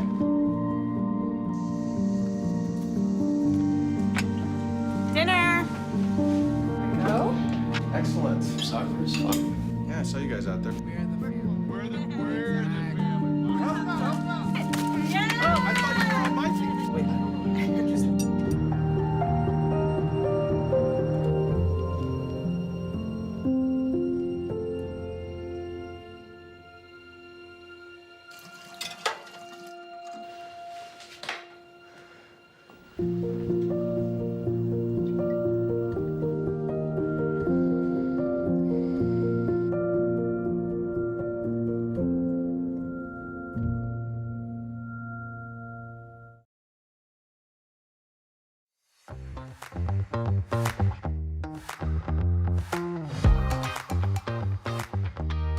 Cowboy State Daily Show with Jake joining us, U.S. Congresswoman Harriet Hageman. It's not quite the landslide vote the Epstein file thing was. We're going to talk about that in a minute. But you did bring Joint Resolution 130 across the finish line, barely. Thanks for all your heavy lifting there. I know, it was close. 2 measly votes. It overturned a Biden-era attack on coal producers like Wyoming, canceling the Buffalo Field office's RMP. It's good news for Wyoming and certainly good news for Powder River Coal. Congresswoman Hageman, nice job. That had to be a lot of work. And the moment that this RMP came out during the Biden administration, I vowed that we were going to overturn it one way or another, and we succeeded in doing it legislatively pursuant to what's called the Congressional Review Act. And why that's so significant is, number one, this is Congress's effort to reassert its Article 1 authority to actually be the body that makes the laws and to take that power back away from these unelected bureaucrats and administrative agencies. It also is incredibly important. This is only the second time in history since the CRA was adopted in the 1990s, that it has been used against a document such as the Resource Management Plan. And so we did it a month or so ago with the Miles City RMP. That was the first time, and that is the Montana side of the Powder River Basin, obviously, which has a small portion of the coal, the vast majority of the coal being in Wyoming. Now we have overturned the Buffalo RMP, and the agency will not be able to adopt something substantially similar at any time in the future. That's what I was going to ask you. The way you went about it makes it less likely we're just going to flip it back if the administration changes. This has become a volleyball. It's going to be much harder to just cancel it out. Well, it is that's exactly right, because under the CRA, if Congress asks to nullify a regulation or a rule, then that agency cannot come back and just adopt it again. So They have to do something that is substantially different than this. Because this was just a blanket moratorium, we're not going to see those kinds of blanket moratoriums in terms of Wyoming's coal production. But the other thing that is also important is that it was a federal district court judge in Montana that had really encouraged the administration to adopt this kind of a blanket moratorium, because he was demanding that they address climate change and global warming by essentially shutting down the largest coal field in the entire United States of America. So by Congress acting, you're not going to have a federal district court judge that can now come back in and say, well, if Congress intended either through NEPA or something else to force them to consider greenhouse gases and climate change, because we have now spoken. And we are the ones that get to make the law, not the judges and not the administrative agencies. And so regardless of what that radical rogue judge does, he cannot nullify what Congress has done. House Joint Resolution 130, as we said, just barely passed, not without strong opposition. Opposition being kind of on two fronts: climate policy. Obviously, there's those who believe burning coal is bad for climate. We think it keeps the lights on. But there's also this argument I see, which I'm not understanding. Maybe you do. Representative Jared Huffman, Democrat, California, saying this is giveaways to wealthy interests at the expense of working families. What are they just grabbing at straws? What is that argument, Congresswoman? Well, Jared Huffman is not known for presenting rational arguments. How about if I put it that way? Okay. So it is just part of their mantra of that we are, giving billions of dollars in tax breaks to the wealth to billionaires. It's just more of their nonsense. They don't necessarily believe that their arguments have to make sense. They just make them because they use them to raise money. They raise them as clickbait. They can try to convince people out there that they're fighting against the oligarchs and they're fighting against the evil coal companies and all of that. But none of it makes sense. He doesn't know what he's talking about. Yeah, I'm thinking of putting coal miners back to work so they can support the family. I mean, yeah. All right, It's always been so silly about this entire argument is that we're clearly able to adapt to almost anything that comes our way. And we're incredibly resilient, not only in the United States, but worldwide. One of the arguments that he made, I believe it was yesterday in one of our hearings, he put in a document. They're now claiming that global warming is going to cause a new ice age. So if you remember, all of this weather-related hysteria and nonsense started in the 1970s with the idea that we were all going to freeze to death. Yes. It was a coming ice age because of how we had treated the planet, and oh my God, we're going to die a horrible, horrible death. Well, then that didn't happen. So then they went to global warming, and then that didn't happen because the temperatures didn't do what they really needed them to do. So then they converted it to climate change, and anything, if you stub your toe, apparently it's caused by climate change.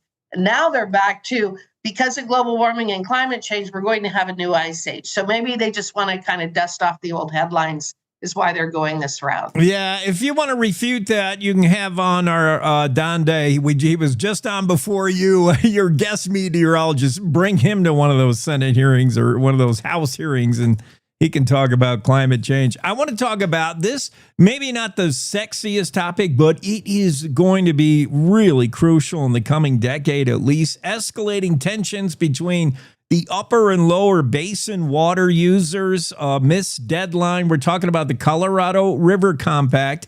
Wyoming needs an ability to protect its water rights. They may be threatened by downriver users, and we're talking about the Green River, I think we can say, but they call it the Colorado River.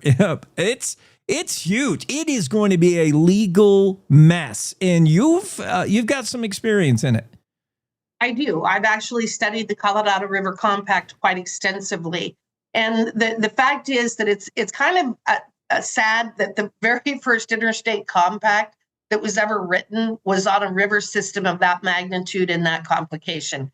It was agreed to in 1922. The Congress approved the compact in 1922. It was the first effort really for states to come together and reach an agreement on an interstate water system. We have the upper basin states, which are Colorado, Wyoming, New Mexico, and Utah, and the lower basin states being California, Nevada, and Arizona. We've been fighting over this river and the water in it for decades and decades and decades. One of the problems was when they wrote that compact, they assumed that the river ran about 15 million acre feet.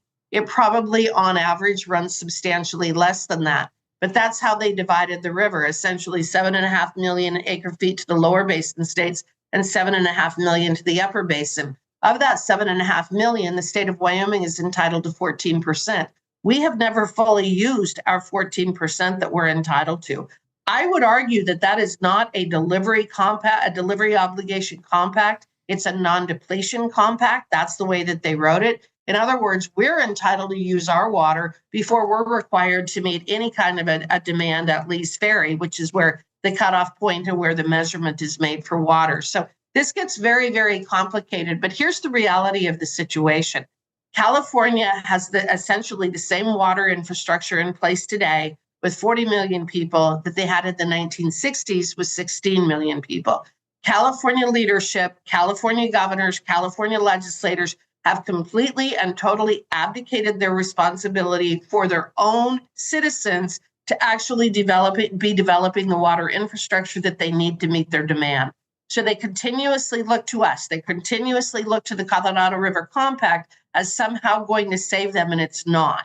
What California has got to do is, number one, they have a couple of options of expanding existing reservoirs, such as Shasta, but they also need to look at constructing reservoirs. And there have been programs and projects on the table for quite some time, but they can't ever get them approved because the leadership, the Democrat leadership in California is just such an abject failure at everything that they do. But they also need to look at desalination. You know, Israel, they do not rely upon their neighbors for their water. They have perfected desalination.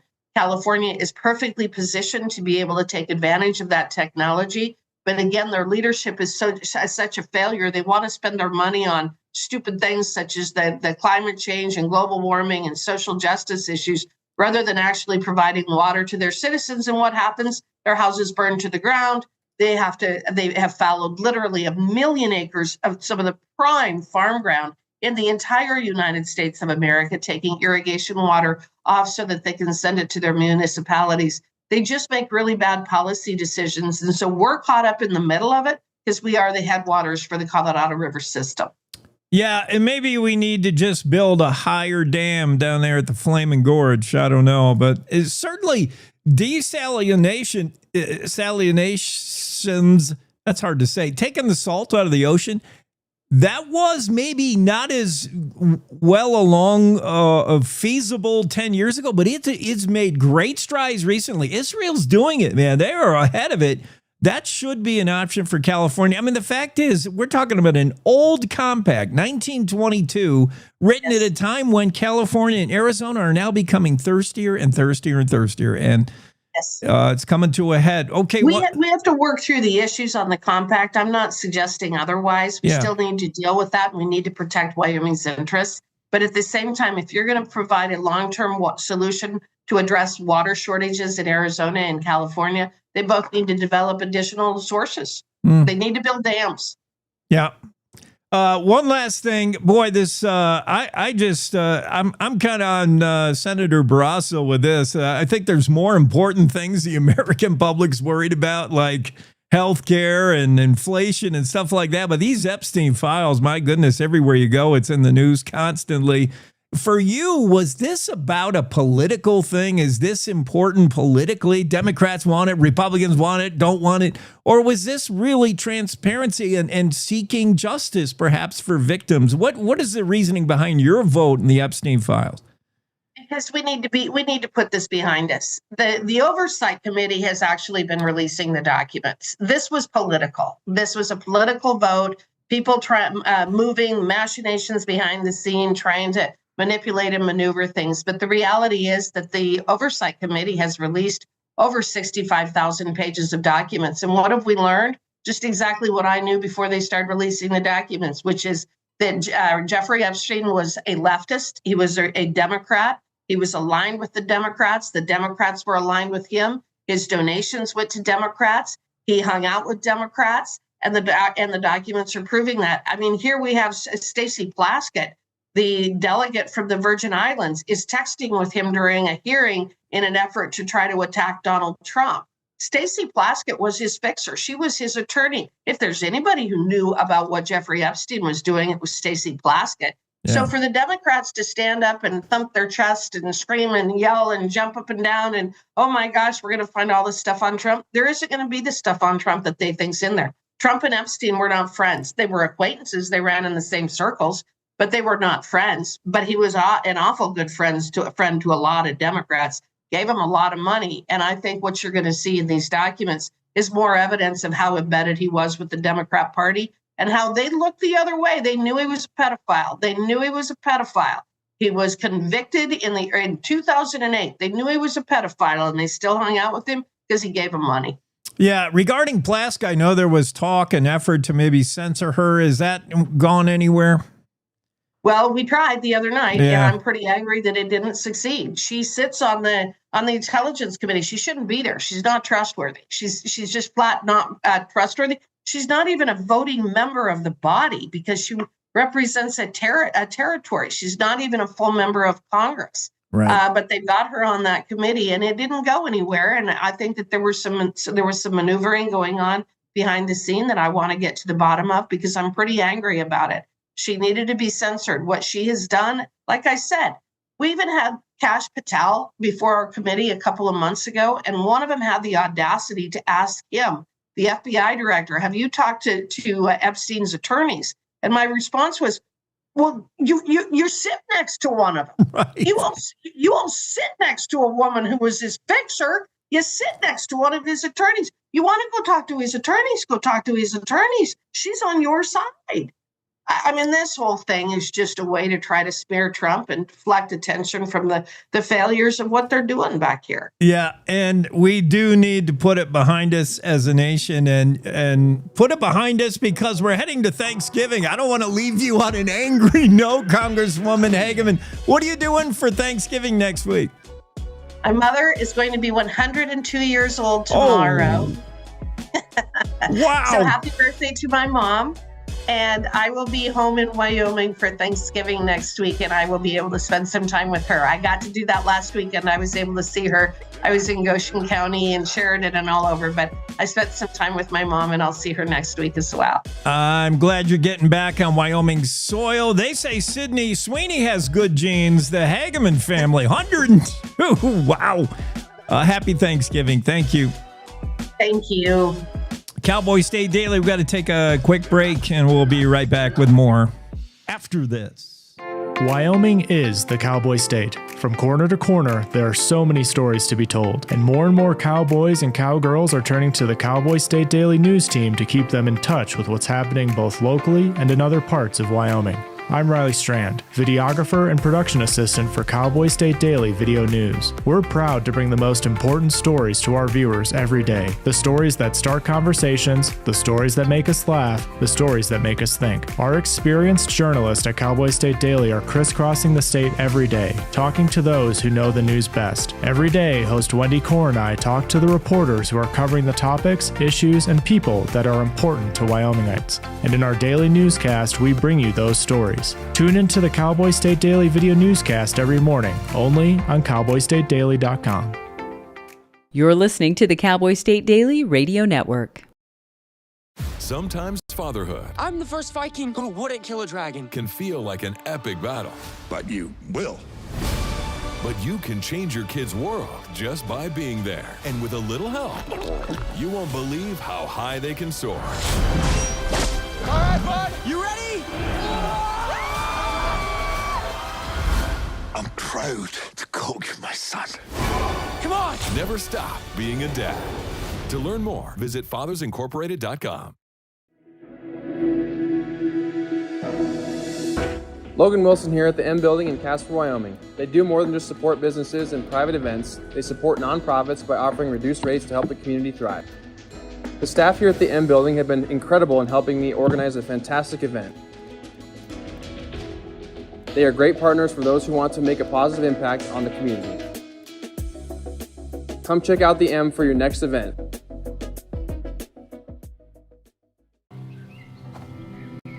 For decades, I've taught you everything I know.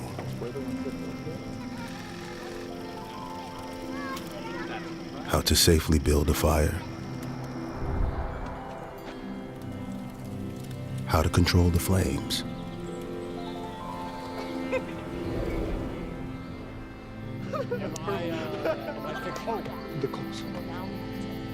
What to do with hot coals.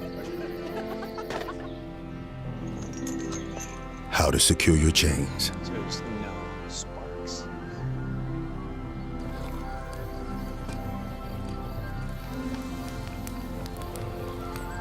But I can only teach wildfire prevention. Only you can prevent wildfires.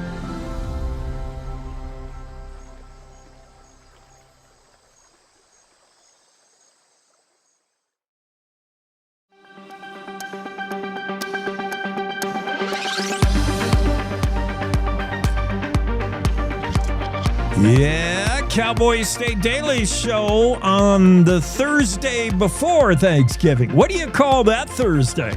Does it have a name? I don't know. A week before Thanksgiving. Call it a week before Thanksgiving Thursday.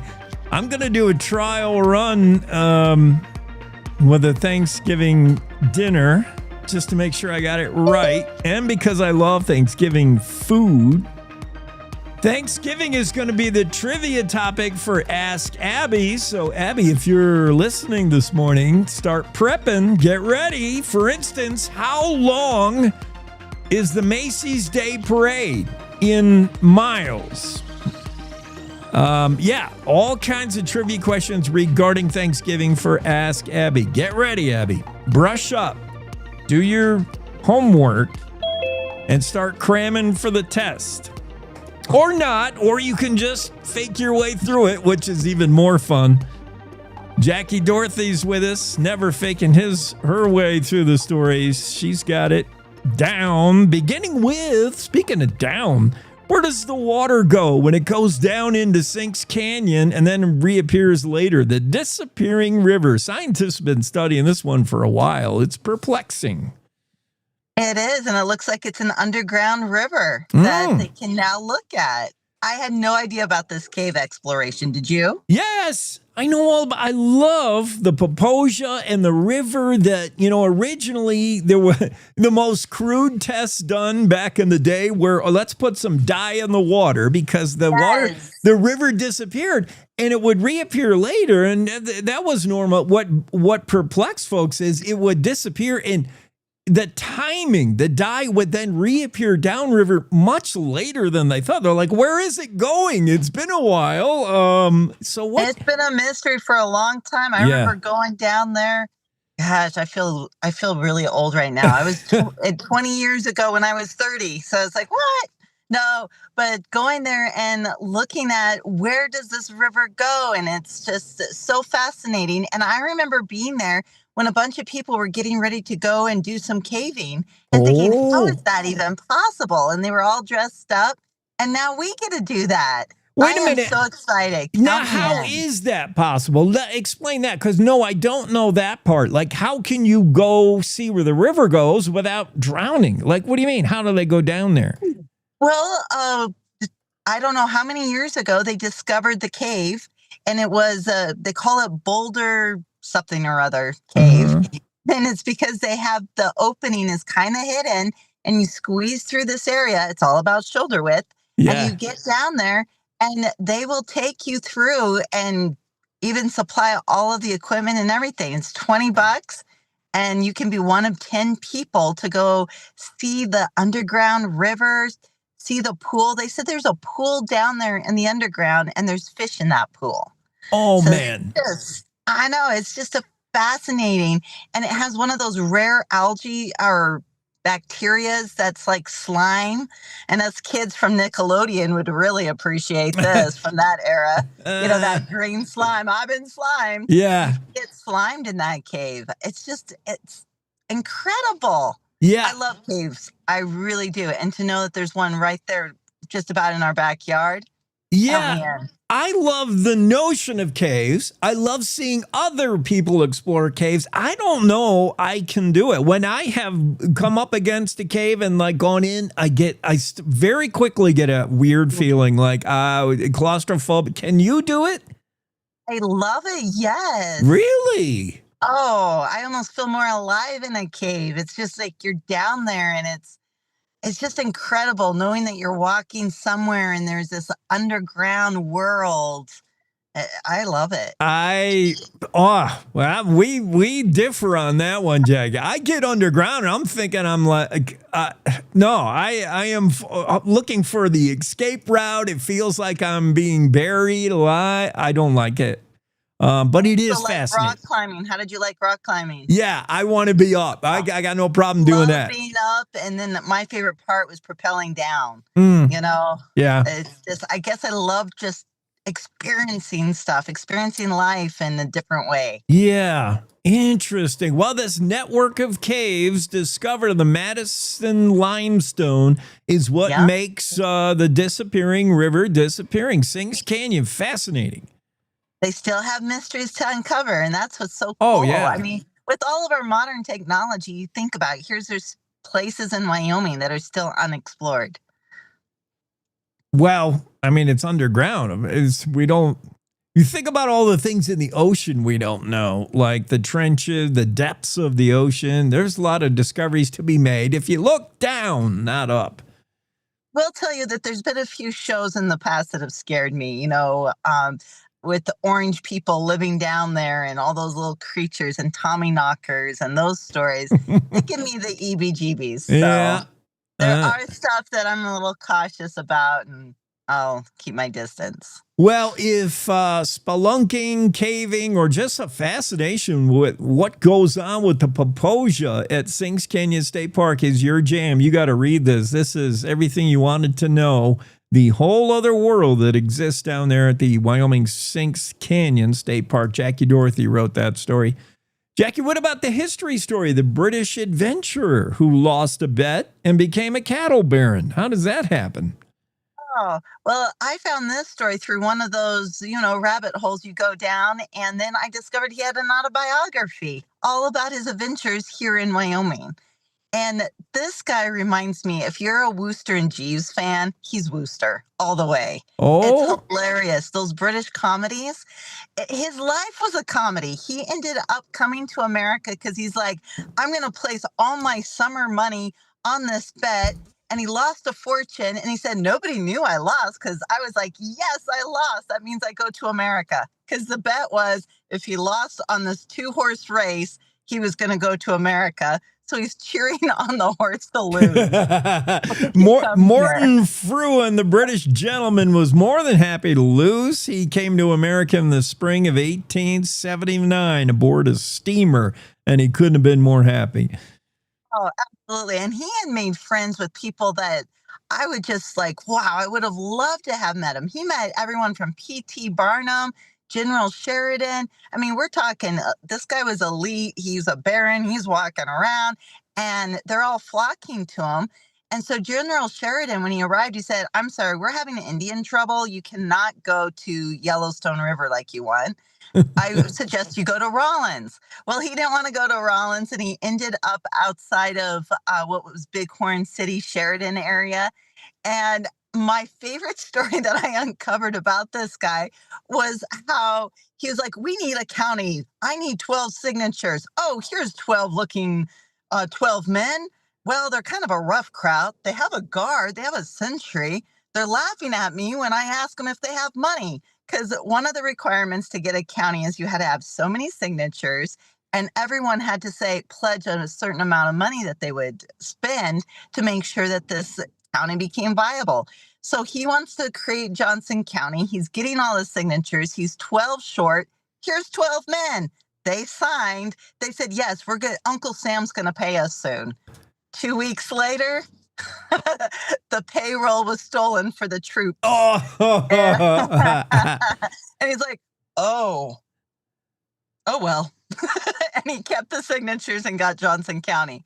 So we know for sure that Johnson County was founded by outlaws. It's great. It's a great story. But he was just like a bloke that was around Wyoming, and he had money and he spent it. Well, and he got in the cattle industry, became a cowboy. Right. But he was far from ordinary. He did ordinary things. I mean, back in the 1860s, 70s, 80s, there was an influx of people coming to Wyoming and the Great American West from England, from the UK. This guy, in that way, the well-educated Fruin and the son of a Sussex family was, one of many, but not many were lords. Not many did you call lordship or barons. I mean, he was somebody. And the people he ran into, Bat Masterson, General Phillips Sheridan, Phineas T. Barnum, like these celebrities. Black Hank. I want to know more about Black Hank. Who was this guy? Yeah. Yeah, it's interesting. The life of this English lord that Jackie uncovered. And it was probably pretty handy having this ready-made biography. He wrote his own story. Who wrote that? He wrote his own story. And so there's a section in there about his Wyoming adventures. Yeah. And he ended up leaving because he lost all his cattle in one of those winters. And he left right before the Johnson County War, or he would have been on the side, and we'll say this, he would have been on the side of the invaders because he was a cattle baron. Yeah. He wasn't happy about all these small guys coming in. But what he and his brother did is they just well, we're done. And they took their cattle and left. And one of the things they left was their 2-story lodge, because it was the first 2-story building in Wyoming. There's just all these little tidbits of stories. And the reason I came across it, and this is the story you'll be seeing soon, is there was another character that was hired to be his guide, OP. And he's a founder of Bighorn City, and he had all these adventures.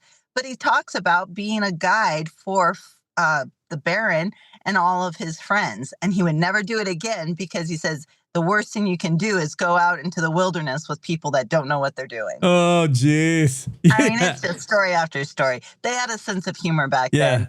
And that's what I hope to regain for our place is not everything in history is depressing. There's a lot of funny things that happen. Oh, yeah. Like getting the signatures of outlaws. We're talking to Jackie Dorothy and the incredible life of Baron Morton Fruin. And Fruin, you can't write about OP until you first introduce us to the Baron. So I like the order you're taking. And Fruin's coming to America was just the beginning of the story. Then of course, you say he left Wyoming and then would go on to become Winston Churchill's uncle? Yes. What? Yes, he married. So Fruin had married a socialite from New York. She and her sister, another American, was Winston Churchill's mom. Okay. So, yeah, I didn't know Winston Churchill had an American mom. I don't know enough about him. Yeah. Boy, the things you bump into when you start down the research hole. Incredible. It really is. Who would have known Wyoming has a connection to Winston Churchill? Yeah. It's roundabout, but we do. It's all connected. All of us, we're all connected in some weird 6 degrees of separation. Jackie, thank you. Thank you. Have a great day. Yeah, you too. Have a great Thursday. Cowboy State Daily Show continues on the Thursday before Thanksgiving. And again, a heads up to Abby. Ask Abby today. Later will concern Thanksgiving Day trivia. For instance, what is the most popular pie for Thanksgiving? Now, I know your answer, and you're probably right, but it depends where you live. The pie that you must have, after all that turkey and stuffing and smashed potatoes and cranberry sauce, what's the pie you finish it off with? And I know your answer, but it's not necessarily the most popular pie in Wyoming. Each state has its go-to Thanksgiving Day pie for dessert. Yeah, we're going to uncover a whole bunch of Thanksgiving stuff later in the show. For now, though, we got to take a break for top of the hour news for our radio affiliates. We'll see you on the other side of that. Cowboy State Daily Show continues. Thanks for spending your morning with us.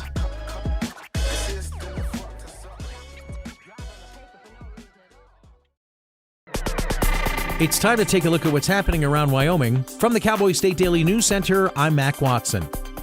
The House narrowly passed a resolution led by U.S. Representative Harriet Hageman to restore coal leasing in Wyoming's Powder River Basin and overturn a Biden-era ban. Cowboy State Daily's David Madison reports that the measure now heads to the Senate amid sharp debate over energy and climate policy. Harriet Hageman introduced a resolution and argued for it on the floor of the House Tuesday and said, look, it's time to reverse this Biden administration restriction on leasing and get behind my resolution. There was some pretty fiery language describing what the Biden administration was trying to do to the coal industry, saying it was trying to be murdered by the Biden administration. The Biden administration took a sledgehammer to the coal industry. Democratic Representative Huffman from California said, look, coal's done. The rest of the world's moving on. It was a pretty spirited back and forth. The resolution eventually passed by 2 votes. Spoke to 2 industry representatives. They were ecstatic that Hageman had gone to bat for the coal industry. One source said this isn't just good news for coal, it's good news for anyone who wants to develop resources on public lands. The resolution's narrow passage marks a victory for coal interests in Wyoming's Powder River Basin, which produces 40% of the nation's thermal coal. The U.S. Senate is expected to vote on the resolution this week. Speaking of energy provided by the Cowboy State, Japan wants Wyoming's low-carbon natural gas. Cowboy State Daily's Renee Jean reports that new export terminals in Mexico could provide a route for Asian delivery. Just south of the border, in a little place called Baja California, Mexico, there is an American company building a port to export natural gas to Asian countries. And so a route out is being constructed. It's not the most advantageous for Wyoming. Washington would still be the most advantageous for us. But we are in a 4-state partnership that is promoting Rocky Mountain gas as a solution for Japan's carbon-reduced natural gas. Policy leaders say demand is rising and cleaner Rocky Mountain gas could boost U.S. energy exports. I'll be back with more news from the Cowboy State Daily News Center right after this. Do you have tired, heavy, aching, swollen, and painful legs? Find relief with Wyoming's only IAC-accredited vein facility, Wyoming Interventional and Vascular Associates, or WIVA. Our Casper-based interventional radiologists and physician assistants specialize in the diagnosis and treatment of painful varicose veins. With virtually no downtime and minimal risks, WIVA offers the best solution for your painful veins. Schedule a consultation at 307-577-1003. Cowboy State Daily News continues now.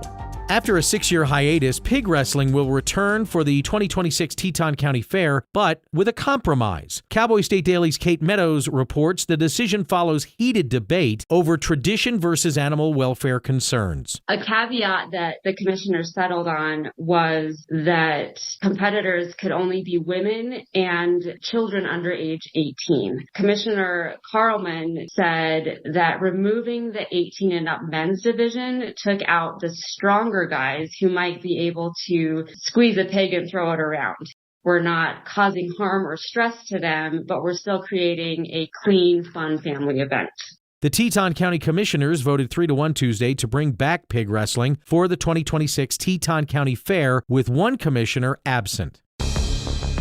A National Transportation Safety Board preliminary report paints a chaotic picture on the night when a ruptured pipeline near Cheyenne in September caused a massive fireball. Cowboy State Daily's Scott Schwebke reports the NTSB hasn't stated what exactly caused the explosion, but does describe how it could have been a lot worse. A Union Pacific train was traveling along those same tracks right by the pipeline, and the workers noticed a vapor cloud, or what they thought was dust. And then pretty soon after that, a fire broke out behind the train, probably from the natural gas igniting. They were able to safely move the train forward. They were able to get off. The two people, the employees, were able to escape the train safely. Apparently, the train was carrying, also to complicate things, it had some hazardous materials on there. More than 50 cars were carrying an alcohol-based kind of product. At the scene, NTSB investigators reviewed Kinder Morgan's policies and procedures and the train crew's employee records. A final report will take months to complete. And that's today's news. Get your free digital subscription to Wyoming's only statewide newspaper by hitting that daily newsletter button at cowboystatedaily.com. I'm Mac Watson for Cowboy State Daily.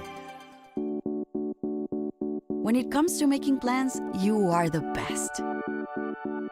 Those 9 months were also 273 days of planning. What about your daughter's first costume party?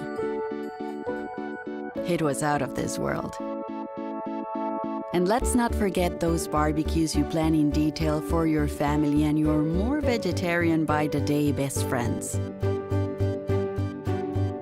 That surprise party for your parents' golden anniversary? You get the golden planning. The same way you plan each detail for those moments, start planning to protect you and your loved ones from a natural disaster. Sign up for local weather and emergency alerts. Prepare an emergency kit and make a family communications plan. Protecting your family is the best plan you can make.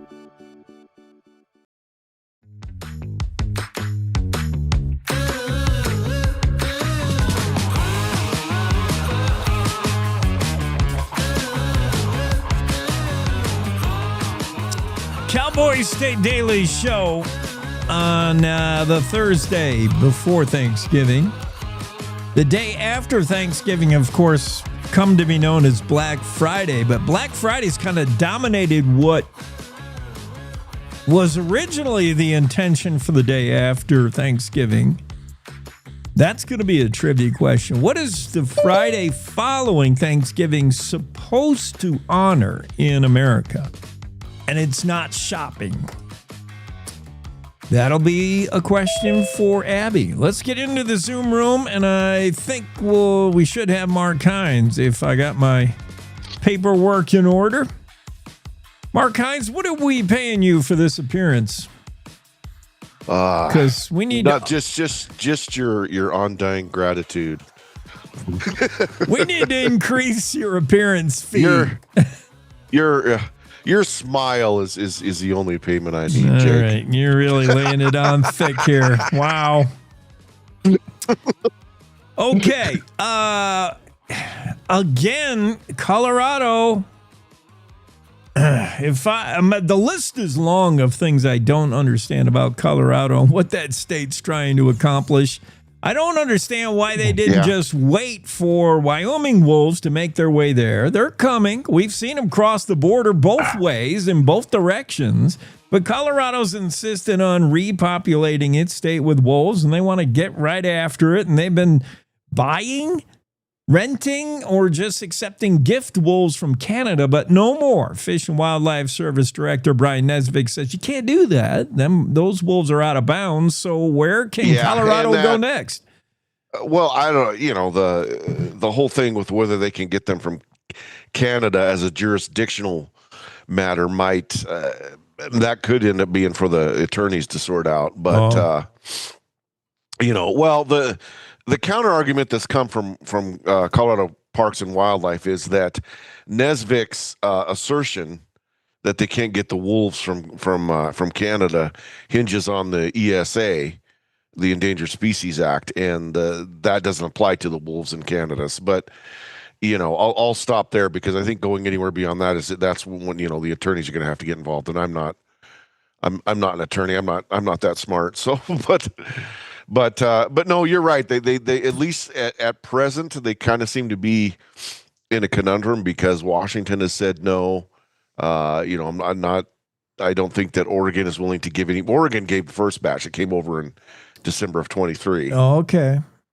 But I don't know that that's a viable source anymore. And then of course the three big states, the trifecta of wolf states, which is Wyoming, Montana, and Idaho, have all flatly refused to provide any wolves for this venture. So you're right. It kind of leaves. I don't think that Great Lakes wolves are an option. I don't. I would have thought Montana and Idaho, both states of which say they really don't want wolves. Idaho hated them. I would have thought they'd round them up and ship them right out. And it might be worth asking them at some point. Why is it? That I think you're correct. I mean, I think that the argument coming from Wyoming is we have enough wolves in our state already. We don't need wolves coming up next to our southern state line. That's true. Yeah. It would add a complexity to managing your wolf population when your neighboring state, you're giving some to your neighboring state, and obviously they may not stay there. And I could see that. So there's all kinds of intricacies get involved when you start one state to another. Well, getting back to the Canadian import, Colorado's last 15 wolves came from British Columbia, Canada. Now we learned that that's not an option. It's interesting you pointed out that distinction. It's not necessarily because of this genetic makeup of the Canadian wolf. It's more of a protected species. And when you're dealing with two different nations, two different countries, okay. Yeah, that could get odd real fast. The dude that walked out into the wolves in Yellowstone, I saw the video before you wrote the story, and I was mostly concerned for the wolves, not the guy. I didn't think the guy was going to be attacked, but I'm like, it's not good to get wolves associated with people, and I'm just like, dude, stay away from them wolves. I'm glad you talked to, who was it, Doug Smith, who said he probably wasn't going to get his throat ripped out. Doug Smith, who's the biologist, and then I talked to a couple wolf watchers that have been observing that. That's the Junction Butte Pack. Yeah. That have been observing the Junction Butte Pack for years and years. And that's the objection that one of them raised. She said, look, I don't want these wolves getting so acclimated and losing all their fear of humans because, frequently those wolves or members of that pack will leave the park boundaries. And if, they don't have a healthy fear of humans, it's that much easier for them to get shot. Now that's, we as a news agency, we take a neutral stance towards Montana's hunting season. But from the wolf watcher's perspective, when those wolves leave Yellowstone, she wants him to have a good, healthy fear of humans and not be like, oh, hey, right. But that's an argument to be had between those folks. But I saw in the video the guy he goes right out there, and these are as you pointed out, juvenile wolves got left behind in the big hunt that mom and dad were on. But that's the last thing you need. These wolves who are curious about the world around them, they're like, ooh, what is this? A two-legged wolf? What's this thing coming towards? Like that's not what you want these wolves to learn. You are correct, and if there was to be any physical contact, or if a wolf was to, any element of human danger, it's going to greatly, any animal that gets too acclimated to people, could potentially, bite them or step on them or whatever. It's just overall, it's just a bad rule it's a good rule to keep your distance from wildlife. It's a bad thing to push those boundaries and try to, become cruel. Wild animals don't want to be your friends. Yeah. 100 yards minimum, you fools. Stay away. Yeah. Let's talk about that massive, beloved mule deer down in the Rocky Mountain Arsenal. Slingshot, man. He went out the way a buck should go out, man. Yeah. He went out fighting, I guess. Yeah. They were. I guess they're brawling, right? They're in the middle of the rut down there for both species. Yeah. The whitetail and the muleys. And yeah, apparently forensically they broke it down and they think that's what happened. Is he took an antler to the lung, and that's what killed him. Killed him. Killed him dead. Yeah, it's usually the hunter's bullet, but yeah, it's nice to he went out the way probably a lot of bucks do. Old age for a fighting buck is to get whipped in a fight, and then yeah, and then of course, I don't think they allow hunting on the refuge down there. If you look at where it is, it's pretty much in the middle of suburbia. I'd like to go see it. I mean, it's we actually lived in Lakewood when I was a little kid. I'm talking elementary school. But I guess I did at that time. I wasn't aware of that, but I'd like to go see it. It looks kind of cool. You really got around from Butte, Montana, over to Idaho to down to. No, I was a Forest Service brat. My dad was a Forest Service ranger. Okay. Yeah, it's roughly akin to being an Army brat or a military brat. Yeah, we moved quite always in the West, but yeah, we moved quite a bit.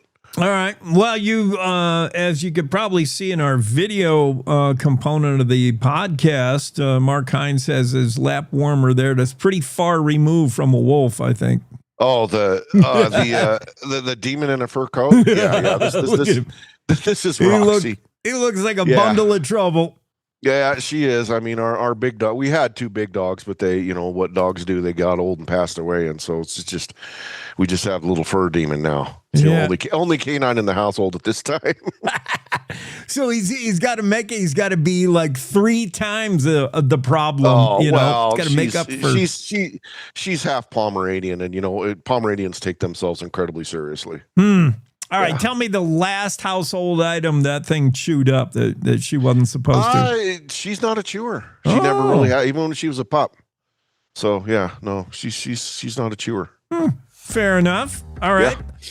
Yeah. Mark, have a fantastic weekend. All right, you too. And I will see somebody about your pay, your appearance fee. We will. We're gonna double it. Sure, it's just a privilege to bask in your presence. Oh, dude. All right, we're going to turn you off Jake. Now. Mark Hines, Cowboy State Daily Show, and stories about wildlife and wild behavior. The dude that just walked out into a wolf pack in Yellowstone and tried to live among the wolves, I guess. I don't know what he was doing. Neither do the people who got video of him. We've got it for you on the website, on the story page. And Mark went and asked wolf experts, was he in any danger? Probably not, but he was just being dumb. Leave wildlife alone, man. Okay, we got to take a break because I've got so many guests yet to come. Sal and Isaiah are going to be here. You're going to enjoy this. Sal Coca has been on before. He's the sneaker apparel guy with Hypo, 307 Hypo 307, one or the other. And they've partnered with Southside Sluggers, boxing club down there in Cheyenne. A unique relationship going on there. We'll tell you what it's all about when we come back. Let's take a quick break and we'll get to it on the Cowboy State Daily Radio Show with Jade. We're all just trying to keep things running for those who rely on us. That's why we don't have time to be sick with the flu. We don't have time for delays. Ready! We don't have time for spills. Next. We don't have time for setbacks. Let's be real. Getting the flu shot helps you fight the flu. Get a flu shot for yourself and those around you, too. This is the Cowboy State Daily Radio Network. Mom, I got it. What are you doing in there? I got stuff. Are you a dog? I wouldn't do that. Have you seen the pliers? Where'd you find those? It's not your birthday. Sorry.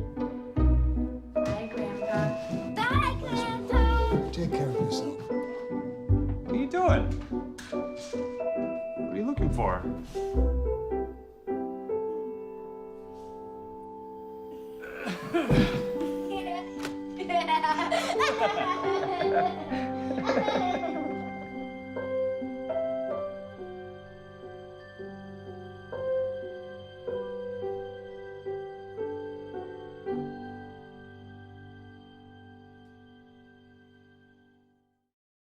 I don't think many kids in my son's school even do it.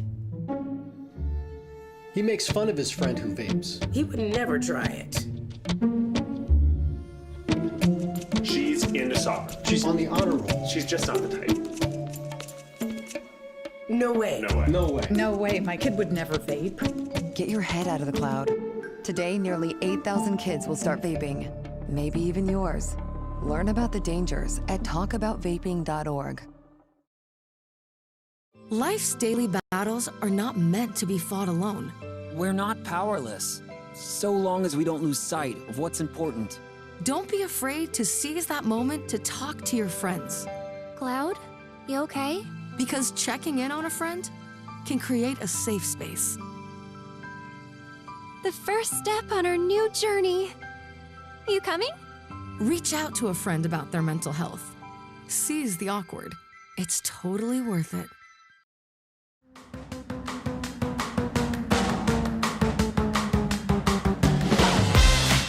Cowboy State Daily Show rolling along on a Thursday. And again, in just a moment, we're going to talk to Sal Coca, Isaiah Tafoya. Sal's the guy behind Hypo Footwear. They're also expanded out into all kinds of apparel. The last time we talked to Sal, he was cooking up a deal with partnering with Taiwan and Hong Kong to deliver his stuff overseas.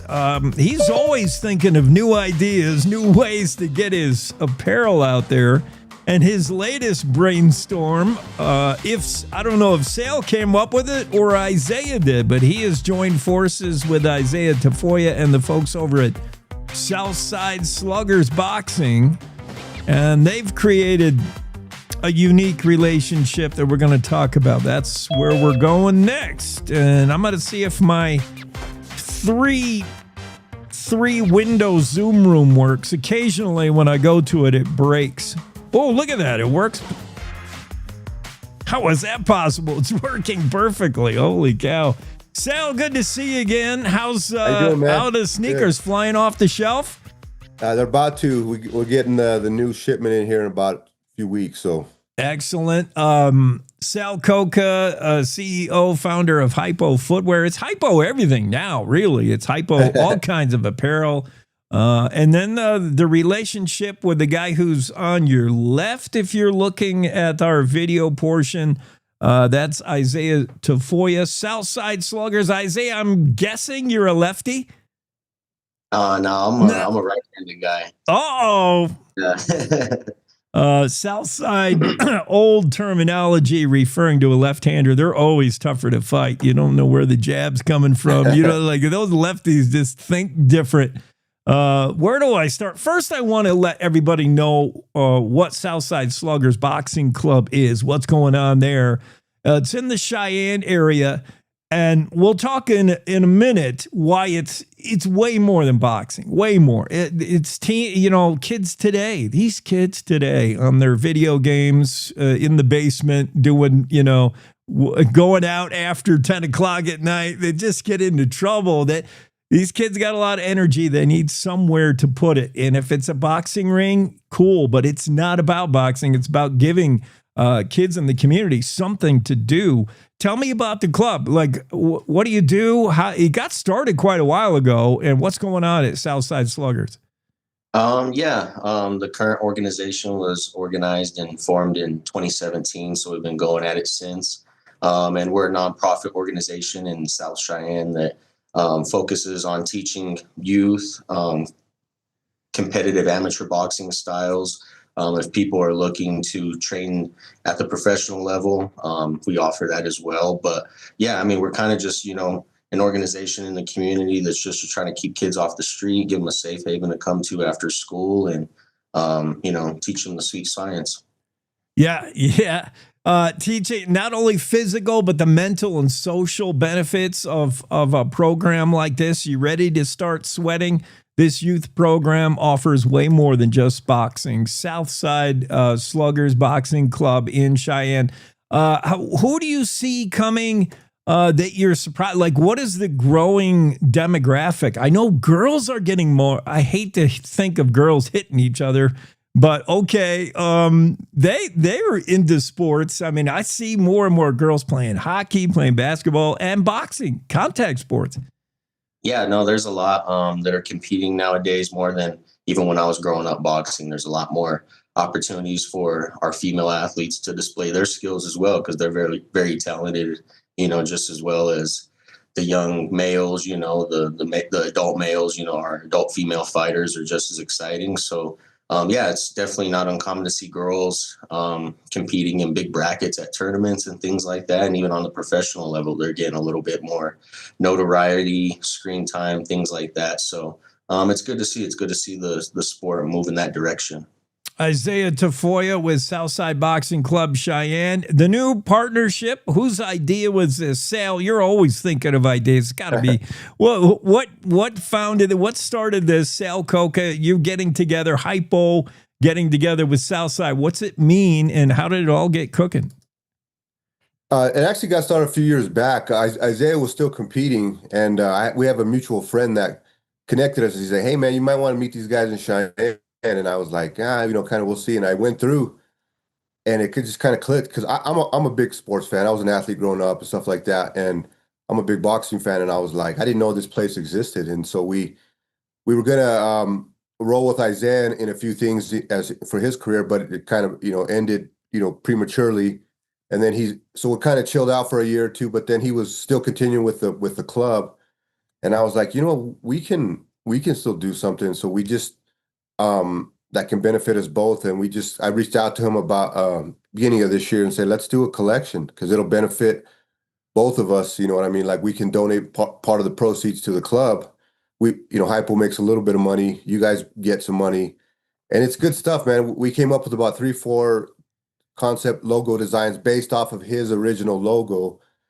And I just think it works. It's trendy. It's good quality stuff. And I think it benefits us both. We're both Wyoming kids. We're both trying to make it, and I think that I think it's going to work. Yeah, I like it. It looks really cool. All the swag, all the gear I'm looking at, man, from hoodies to t-shirts and ball caps. Who's the design guy? Sal, are you designing that? You come? Yeah, I did most of it. I have a team. A few people help here and there, but we did most of it. We just took a lot of references from the original logo that they did, and then just kind of, you research stuff, you kind of look at things, and what makes a good logo, what pops, and we came up with it. In each logo, we put either a Wyoming original or a 307 original, or something based, referring to Wyoming on the logo, so they know where we're from and stuff like that. So, it's pretty cool stuff. I mean, it's good looking stuff.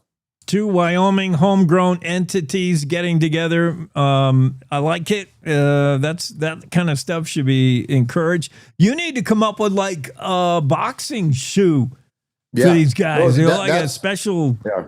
Or, those are. We had a talk last week, and I said, this is just the beginning. Like, we want to put a collection out, each season, spring, fall, and then we want to kind of start to get into shoes, and then possibly even, equipment, training equipment, and all that stuff, because we'll take Isaiah's expertise on what he likes as far as equipment, what what's better, and then we can kind of mold a collab on equipment and shoes and all that stuff. So yeah, there's nothing out of reach as far as the possibilities that we can kind of start to come up with. We can build a brand, kind of a co-brand together. So anything that promotes the cause, the nonprofit Southside Sluggers Boxing Club, because it is more than what goes on in the ring.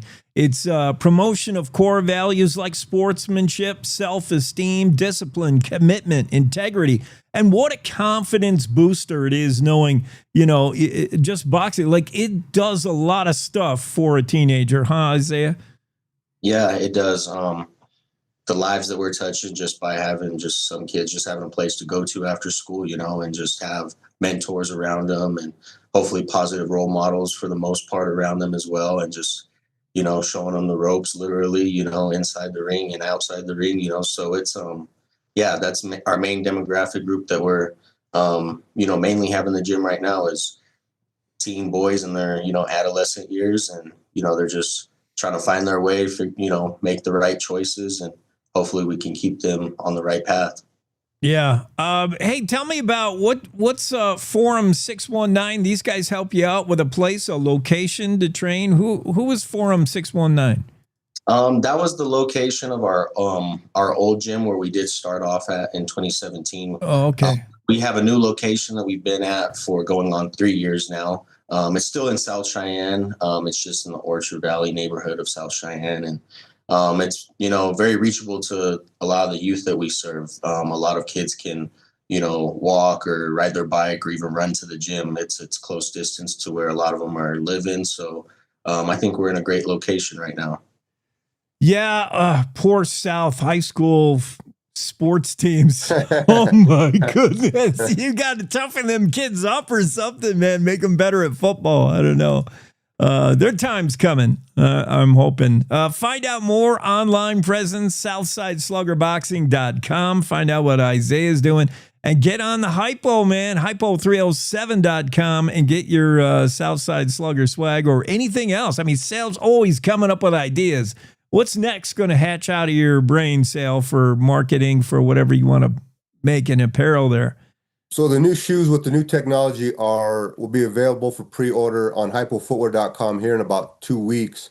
And we're pumped for that. We got a collaboration with a Taiwanese company on a new technology. So that's the big thing for us. We're going to be launching that new technology. It's like an airflow cushion outsole system that's going to be on the shoes. So that's huge for us right now. We put a lot of stuff, time and money and effort back into that. Get on the website here in a couple months, and then get on the hypo307.com for the Southside Slugger. Up top, you'll see the Wyoming Boxing Club on the top header. So yeah, it's a win-win for everybody. You get a quality product, good designs, and the Southside Sluggers get some money to operate, because they got to travel. They got a lot of expenses. To get down to Denver, to get to the airport, fly to tournaments all over the country. So this will benefit both of us. And it's two Wyoming kids just trying to make it. So yeah, that's what I like. Yep. Perfect marriage, perfect relationship. Southside Sluggers with Isaiah Tafoya joining us this morning, and Wyoming Boxing Club, Southside Sluggers, and Wild Boxing Club is where you're going to find the swag from Hypo 307, hypo307.com. Sale, Isaiah, thanks for being on the show today. I wish you crazy success. Like, you can't even keep up with counting the money. I mean, that's what I wish your way right now. Thanks, man. guys. I appreciate it. Appreciate it. Thank you very much. You bet, man. Have a great Thursday. Have a great Thanksgiving. And come on again. Please get on here again soon. We will. Cowboy State Daily Show moves along. Let's take a quick break. We'll be right back after this stuff.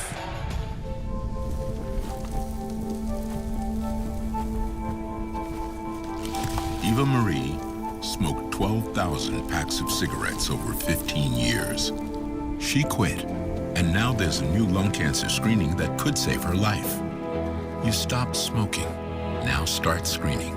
No matter how much you smoked, early detection could save you. Talk to your doctor or learn more at savedbythescan.org. You're listening to the Cowboy State Daily Radio Network. Who can you turn to for news you can trust? Your local TV and radio broadcasters. You trust us to keep you safe during times of crisis and to deliver the weather, sports, and entertainment you rely on every day.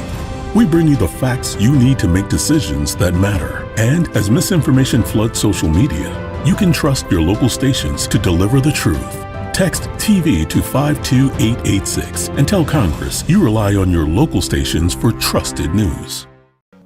You handle the healthcare, we'll handle the marketing. In need of a spark for marketing your medical practice? Loom Studio provides creative and strategic healthcare marketing that illuminates the path to bigger and better experiences for your business and your patients. We specialize in branding and design, social media, website design, SEO and SEM, not to mention content creation, public and media relations, and marketing metrics to ensure you're getting results. If you're looking to increase your patient engagement and retention, enhance your community impact, and streamline your marketing efforts, our team is ready to help you achieve your goals. Contact us today and learn more at loomstudio.com. We come from a long line of farmers, and there's a sense of pride, but there's also a significant amount of pressure. Farmers have to take care of their physical and their mental health, because what's a farm without a farmer? Watching the sun come up, that's my time. I can have a cup of coffee, and every day is a new opportunity. That's cool. Your hand's gotten so Yay! Don't forget to check in on yourself. Love your mind.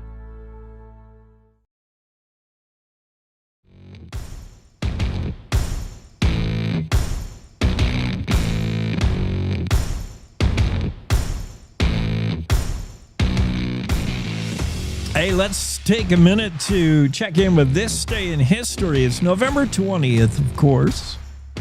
And the following things happen on this day. The First National Convention of the Grand Army of the Republic, GAR. Well, that's an organization lost to history. It happened on 1866, First National Convention of the GAR. It would be represented by local chapters throughout the United States, including Wyoming. And this is the group responsible for leaving behind many memorials. You can see one in Casper, one in Basin, Wyoming. The GAR, Grand Army of the Republic. This day, 1869, the first issue off the press, hot off the press, Wyoming Tribune publishes for the very first time in Cheyenne. So an anniversary of sorts for the Wyoming Tribune. 1886, Thomas Moonlight is appointed territorial governor of Wyoming. Moonlight's a really interesting dude. If you wanted to research him, born of Scottish farmers, his parents were Scottish farmers. He was born November 10th, just 10 days ago, 1833. Came to America when he was just 13 years old. This guy, every time I learn something new about his life, I'm just fascinated. 13 years old, he asked his parents and then kind of ran away. He's like, I want to go to America. And I think his mom and dad said, no, wait till you grow up. He just, took off. Couldn't get to America fast enough at 13. Moonlight would not land immediately in Wyoming. He would make his way to Leavenworth County, Kansas, by 1860. And the Civil War broke out. He took up musket or whatever they had in the Civil War, and he was a prominent lieutenant colonel in the 11th Kansas Infantry. Noted Civil War soldier. He then went on to to be elected into the Senate, I believe, in Kansas. State senator for Leavenworth County. So a state senator in Kansas in 1872, and then finally made his way to Wyoming. We get to see Thomas Moonlight, the Wyoming guy, appointed governor of the Wyoming Territory prior to becoming a state. President Cleveland appointed Moonlight as the territorial governor. And all the way back in 1880, what did we just say? 1886? Yeah. Tom Horn, the outlaw of fame, was hanged on this day in 1903. Tom Horn is a well-known historical figure, Tom Horn. His murder of Willie Nickel, that was what he was hanged for. And yes, it's true, as popular folklore, as the song goes, Tom Horn was hanged with the rope that he made. It's a popular proverb, and it's more than urban myth. It's true. He braided the rope while serving time, waiting for his own execution, and that was the rope they would use to hang him. Tom Horn, you would think that he would braid it like weak in a spot so it would break, because there was the old myth that if the hanging rope broke, then maybe you were not guilty and you would not be hanged twice. That might be urban myth. But Tom Horn's rope, he made a good one, and he made it stout, and it did work. And that was the end of Tom Horn, hanged on this day, 1903. This day in 1920, an emergency landing strip was bladed near Laramie. I don't know why. I suppose I could research further into it. I do note that it was not what would end up being Brees Field, but an emergency landing strip bladed near Laramie on this day in 1920. 1945, already ahead of the curve, Governor Lester Hunt urged Western governors to cooperate in the selling of the American West to tourists. He anticipated following the end of World War II that tourism was going to be huge. People would want to come out to the West, and he urged fellow governors on this day, 1945, let's get with it. Make sure tourists know that there is such thing as the American West, and let's get them out here to visit. Elsewhere outside of Wyoming on this day in history, 1868, Fort Omaha was founded in Nebraska, of course. John and David McDougal. Here's a bizarro trivia question for you. Who were the first farmers ever in Alberta, Canada? That's if you go out to bar trivia night, man, that's in the extra difficult category. That'll be at the end of the night, the last, who would ever know that? 1871 on this day, John and David McDougal become the first farmers in Alberta. Okay. 1920, Nobel Peace Prize awarded to Woodrow Wilson. And on this day in 1942, the NHL, National Hockey League, suspended overtimes until World War II is over. I was surprised to see this. In hockey, there is overtime. If a game ends in regulation as a tie, the game will then go to overtime. Through the years, there have been many iterations of what overtime has looked like. Originally, I think, in the 1920s, it was a full 20-minute period, an extra period, a fourth period. If at the end of that period, the game was tied, it ended tied. That was it. Then there was, they introduced directly to a shootout, and then there was a 5-minute 4-on-4 skating, and if at the end of that a tie wasn't broken, they'd go to a shootout. There's been all kinds of ways that they've dealt with a tie in hockey. Personally, I think a tie is a tie. If the game is 2-2 at the end of the game, then you know what? That's the final score. You were only as good as they were on that night. No need for overtime. Overtime's gimmick. When you decide a game, similar to soccer. I don't like soccer's way of solving a tie either. I mean, these guys play hard in hockey and soccer, play the real sport. They go all out, and then only to have the game decided by what is basically chance. When you talk about goal kicks, it's not fair. And it's not an indication who was the better team that night or day. I don't like overtime in soccer or hockey.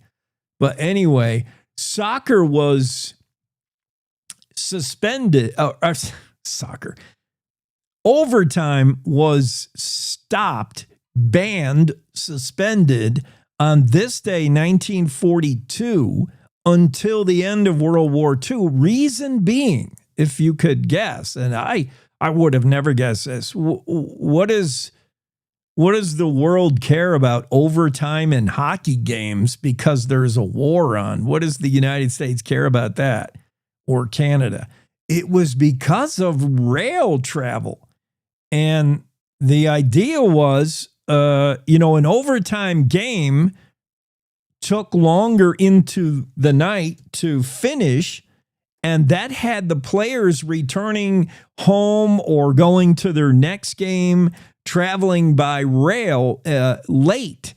And travel restrictions were put in place so troops could move around late at night on the railroad, and they didn't want rail travel all clogged up with hockey players. I mean, it sounds like a stretch, but that was the reasoning.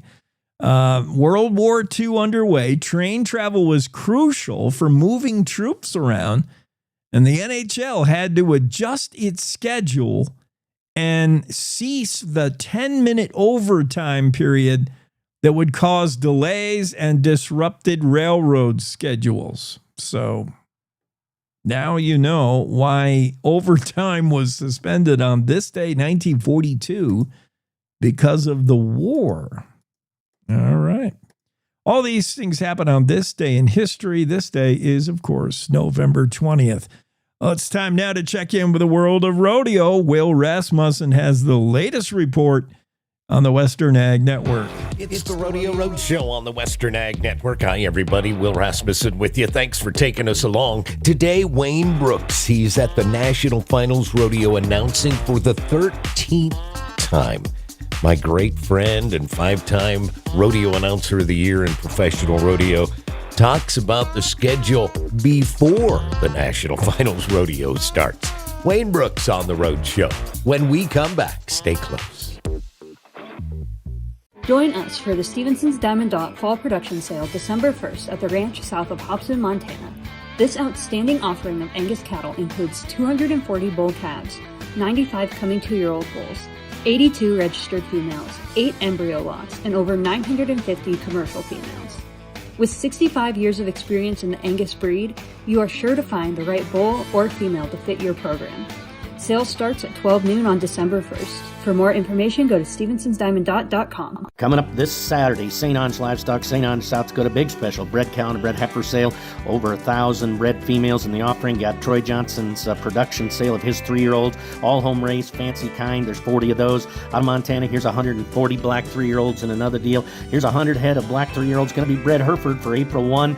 Here's another 93 to 5-year-olds, plus quite a few of those good short-term cows and bred heifers.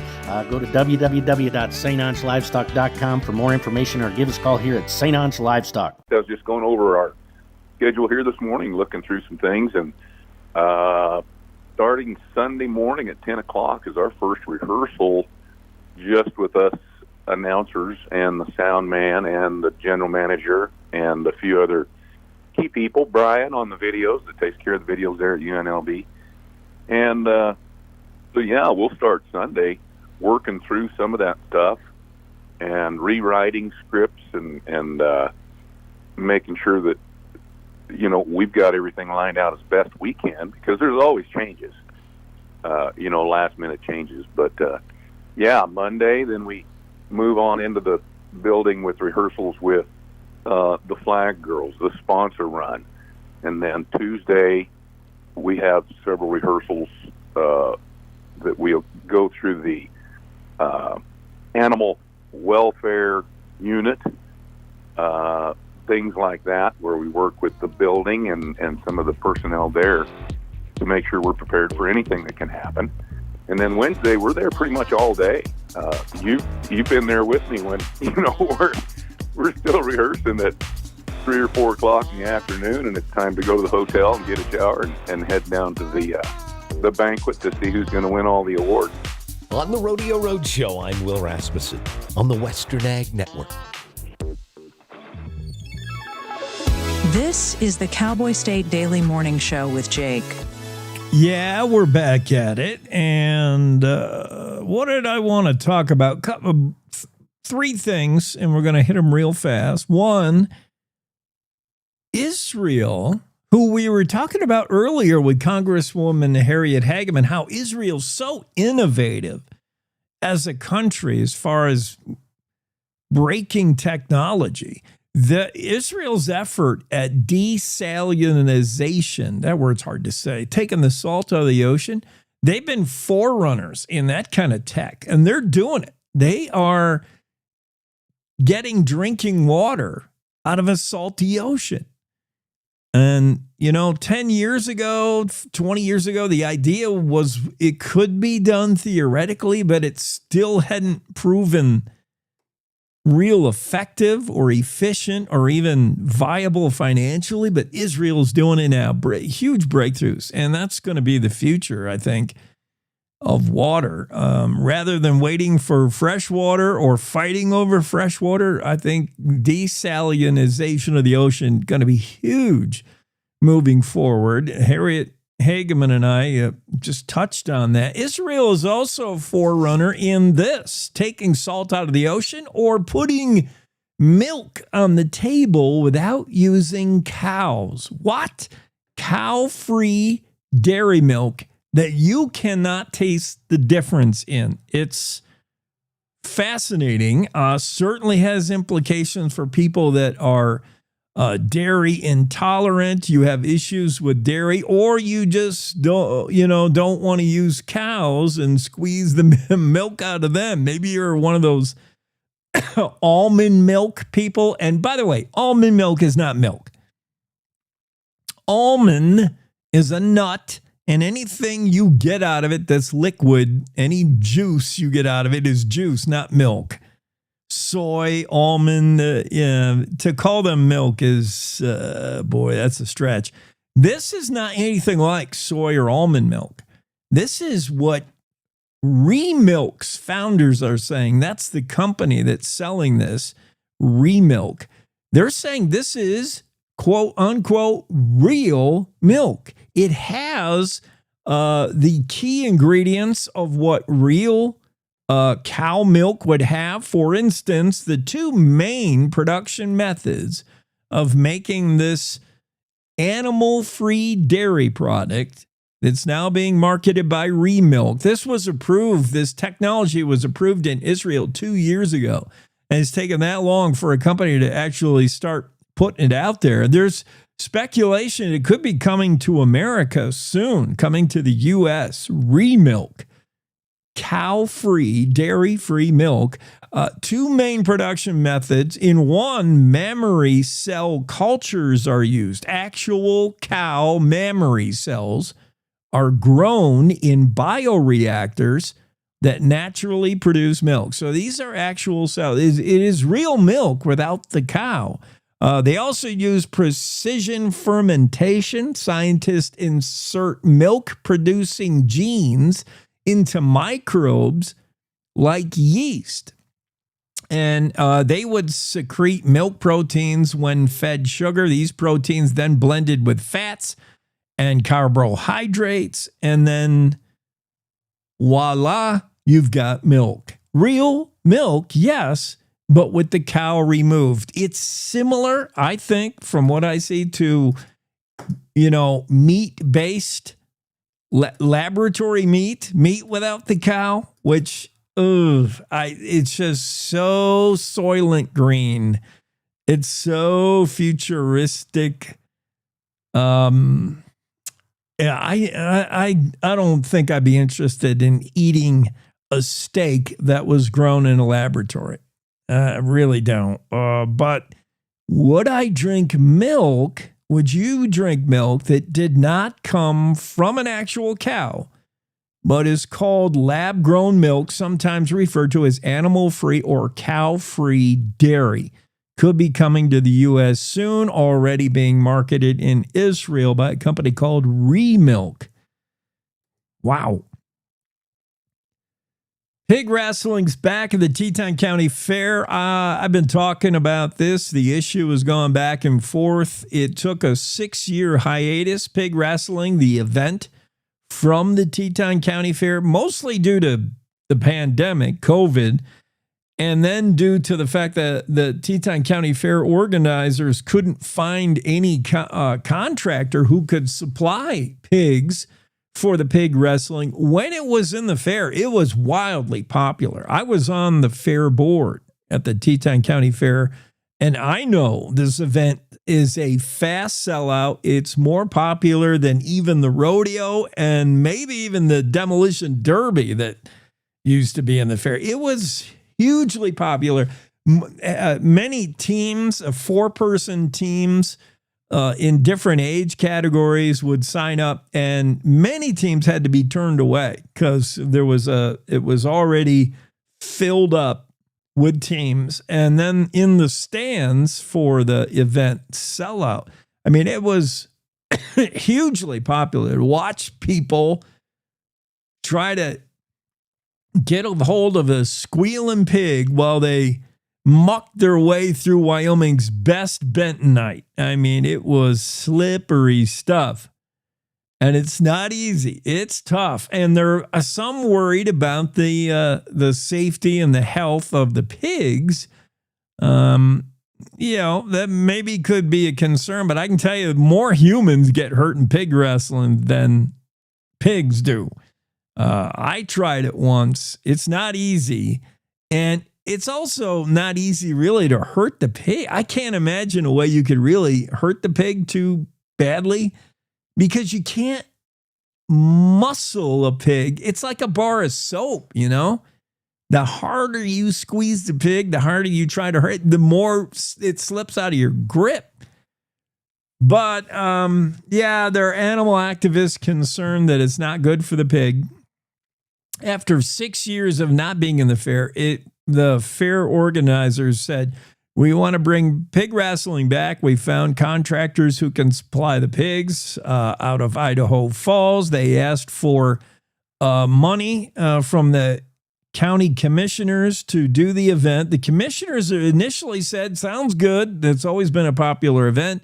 The money ask was like, I don't know, $5,000, not much. And they stamped it approved. And then the backlash, as you can imagine. This is Jackson Hole, of course, and this is Teton County. And then out comes everybody worried about the pigs. And I am an animal activist in a way. I don't want to discount that argument. I don't like seeing animals abused. I'm the first one to get super incensed when a cat is shot with a blow dart. That was in the news not long ago. When a dog is left out in the cold on a freezing night, when a horse is underfed and abused, I don't like any of that stuff. It makes me mad. I'm pro-animal. Even a pig. They taste great with breakfast in the bacon form. Yeah, I'm all about animals. But, boy, I wonder if we're not getting our panties a little too bundled up over the poor pigs that are asked to run around in mud, being chased by 4 8-year-olds, picked up and put in a barrel, if you even get that far in the event. Is this traumatizing to the pig? After all, the alternate pig life is you're going to be on my breakfast plate tomorrow. Or is it injurious to the pig? And again, very rarely can I imagine a pig has heard of this, similar to rodeo. These are the same PETA animal activists that say rodeo hurts the steers being roped. I mean, it's probably not your favorite thing. If you were a steer, you wouldn't sign up to be a rodeo steer, but you wouldn't sign up to be a McDonald's hamburger either. When given the two options of living a steer life, I could go to rodeo where I'm asked to just run as fast as I can and get roped once in a while, sometimes not, and then, do it again on Saturday night and then get like 5 days off. Or I'm headed to the slaughterhouse where I guess it'll be an unknown. I'll be dead and I'll be eaten. Yeah, I mean, the pig life for a pig wrestling pig, I can't imagine it's that arduous, that torturous to be in pig wrestling pig. But those people came out, and man, did they give the commission an earful. And the commission relented. They reconsidered their vote of approval and talked about it at another meeting. 3 meetings later, Teton County commissioners finally decided, okay, we'll do pig wrestling, but we can't have big men do it. It's got to be little kids and girls so the pigs don't get hurt. And further stipulation, everybody's going to have to take a sensitive course. I don't know what you call it. Animal husbandry class. You're going to have to learn what it's like to be a pig. Here's what a pig has to go through. You'll be required to take a sensitivity training so you'll be able to think like a swine. That story in the Cowboy State Daily from Kate Meadows. Time for news. We'll be right back after that. It's time to take a look at what's happening around Wyoming. From the Cowboy State Daily News Center, I'm Mac Watson. Story resident Brad Jones had to duck behind his pickup truck after the rutting white-tailed deer he was watching took their fight to him on Sunday. Cowboy State Daily's Andrew Rossi reports that late fall is rutting season for Wyoming's deer, which makes them more reckless and dangerous. It's rutting season for Wyoming's whitetail and mule deer, and that just makes the bucks turn into idiots. They're focused solely on each other and tussling over females and everything like that, and occasionally they do stupid things. Story man was just driving along the highway. He spotted these 2 bucks going at it. So the bucks' battle eventually carried them across the field through a barbed wire fence. Then he realized that he was in the trajectory of where they were heading. So he had to dive behind his pickup truck to avoid them. And the losing deer tore right past him, would have gone straight through him if he hadn't moved. Jones tells Cowboy State Daily that he found the 2 battling bucks in a fenced field near Bighorn, south of Sheridan, on Sunday morning. The odds of getting hit by a bus or attacked by an angry grizzly bear are astronomically low, but they do happen. Cowboy State Daily's Kate Meadows reports that Wyoming health officials want to create what they call Bear Care, a health plan for those in other catastrophic events. Under the Big Beautiful Bill Act, there is a part called the Rural Health Transformation Program. It wants the states to submit ideas for health insurance ways. So Wyoming participated in this and came up with a sweeping application. Bear Care came about from the Wyoming Department of Health. The creators were tossing around names, what do we call this thing? And they initially wanted to call it Hit by a Bus Care. But 1, that's kind of funky. And 2, they thought, well, there aren't that many buses in Wyoming. But what are there a lot of? Oh, there's bears. So why don't we call it Bear Care? If enacted, Bear Care isn't a replacement or another option for routine health insurance, and it would only kick in if something catastrophic actually happened.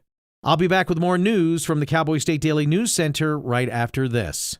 Do you have tired, heavy, aching, swollen, and painful legs? Find relief with Wyoming's only IAC accredited vein facility, Wyoming Interventional and Vascular Associates, or WIVA. Our Casper-based interventional radiologists and physician assistants specialize in the diagnosis and treatment of painful varicose veins. With virtually no downtime and minimal risks, WIVA offers the best solution for your painful veins. Schedule a consultation at 307-577-1003. Cowboy State Daily News continues now. Colorado's wolf reintroduction program may have hit a wall. Cowboy State Daily's Mark Hines reports that now Washington State is refusing to send more wolves for the Centennial States program. Washington State earlier this week back there, you know what, we don't want to send any, our wolf population is declining as it is. We don't want to send you any more wolves. So that they're kind of out of options because Idaho, Montana, and Wyoming have all flatly said no. Oregon said yes once, but doesn't seem to be ready to say yes again. Last month, Brian Nesvik, the head of U.S. Fish and Wildlife Service, said that Colorado could not import wolves from Canada as that was outside of the parameters of the agreement. The House narrowly passed a resolution led by U.S. Representative Harriet Hageman to restore coal leasing in Wyoming's Powder River Basin and overturn a Biden-era ban. Cowboy State Daily's David Madison reports that the measure now heads to the Senate amid sharp debate over energy and climate policy. Harriet Hageman introduced a resolution and argued for it on the floor of the House Tuesday and said, look, it's time to reverse this Biden administration restriction on leasing and get behind my resolution. There was some pretty fiery language describing what the Biden administration was trying to do to the coal industry, saying it was trying to be murdered by the Biden administration. The Biden administration took a sledgehammer to the coal industry. A Democratic Representative Huffman from California said, look, coal's done. The rest of the world's moving on. It was a pretty spirited back and forth. The resolution eventually passed by 2 votes. Spoke to 2 industry representatives. They were ecstatic that Hageman had gone to bat for the coal industry. One source said this isn't just good news for coal, it's good news for anyone who wants to develop resources on public lands. The resolution's narrow passage marks a victory for coal interests in Wyoming's Powder River Basin, which produces 40% of the national thermal coal. The U.S. Senate is expected to vote on the resolution this week.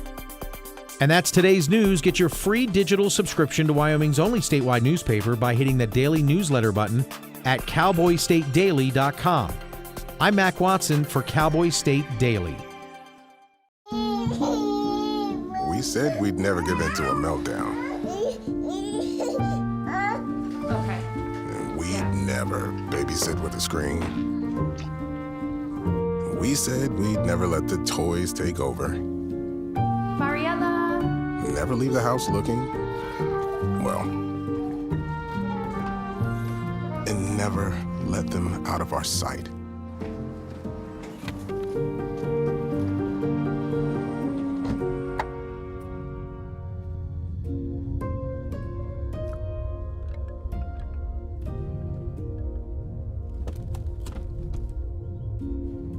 Skylar,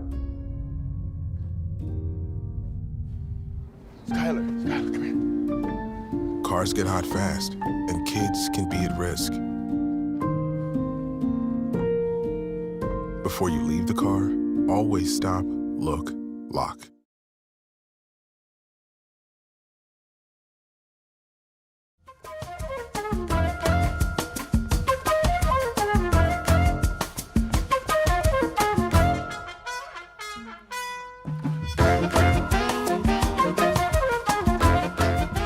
Yeah, we're getting back to the business of the day, and glad you're starting your morning with us or your day, whenever you're enjoying the show. Good to have you with us on this Thursday Cowboy State Daily Show, heard around the interwebs, heard and seen, YouTube, one place. Make sure you subscribe to the channel while you're there so you never miss anything. We're on X Live, Facebook Live. A lot of people join us via those platforms. Or right on the homepage, cowboystatedaily.com. If the show is live, you'll see it live just by landing on that URL. If we're not live in the moment, you can go back and find it archived for your convenience on the cowboystatedaily.com weekdays.com. And of course, we're on radio stations, select stations across the state, adding new ones all the time. In syndication, the Cowboy State Daily Radio Show. And finally, if you like your podcasts, and they've become wildly popular now, podcasts. I forgot, we got to get back to that story about AI podcasts, the popularity of those. Podcasts created entirely by no humans. Computers just doing their own podcasts. As if I don't have competition enough from some guy named Joe Rogan and some random babes that are just flashing their boobs. I got to compete with machines, computers that are pumping out their own podcasts. Hundreds of thousands, like 30,000 a week or some ridiculous number. Well, I am flawed human. I am completely human, warts and all. So, yeah, there's a reason to support me. Find the show wherever you listen to or download your favorite podcast. Renee Jean is here. She's not a computer, although she could probably outthink one. We'll get her on. There is the AI version of Renee, or she's just the I version of Renee. Intelligence only, nothing artificial. Okay, I can go with that. Yeah, Renee, I want to talk about, obviously, Taco John's. Okay, what's up with Taco John? Your story about Taco John's, it says Wyoming's going to give Japan gas. So we're going to open Taco John's in Japan? All right, bad joke. Okay. You got me so with that one. We know Wyoming is like the energy capital of the world. We got so many ways to do energy. Coal, we would love to get to the Eastern Asian markets. We would love to get coal to Japan, and they've said they want it, but that requires getting it off the West Coast. And man, we know what happens there with California and Oregon. What about natural gas? Wyoming's got a ton of natural gas, so much so it's actually depressing our own coal market. What if we could get it down through New Mexico to Mexico and over to Japan? Brilliant idea. Right. Are you serious, Renee? We're trying? Yeah, this port was already in existence. It was built about 20 years ago to be an intake facility. We were thinking at that time that it was built that we were going to need to import all this natural gas. Then the shale revolution came along and completely changed everything, and we don't need to import natural gas. And so what they're doing here is they are retrofitting that intake facility to become an export facility instead. It is 94% complete. And it's supposed to start operating probably sometime in early 2026.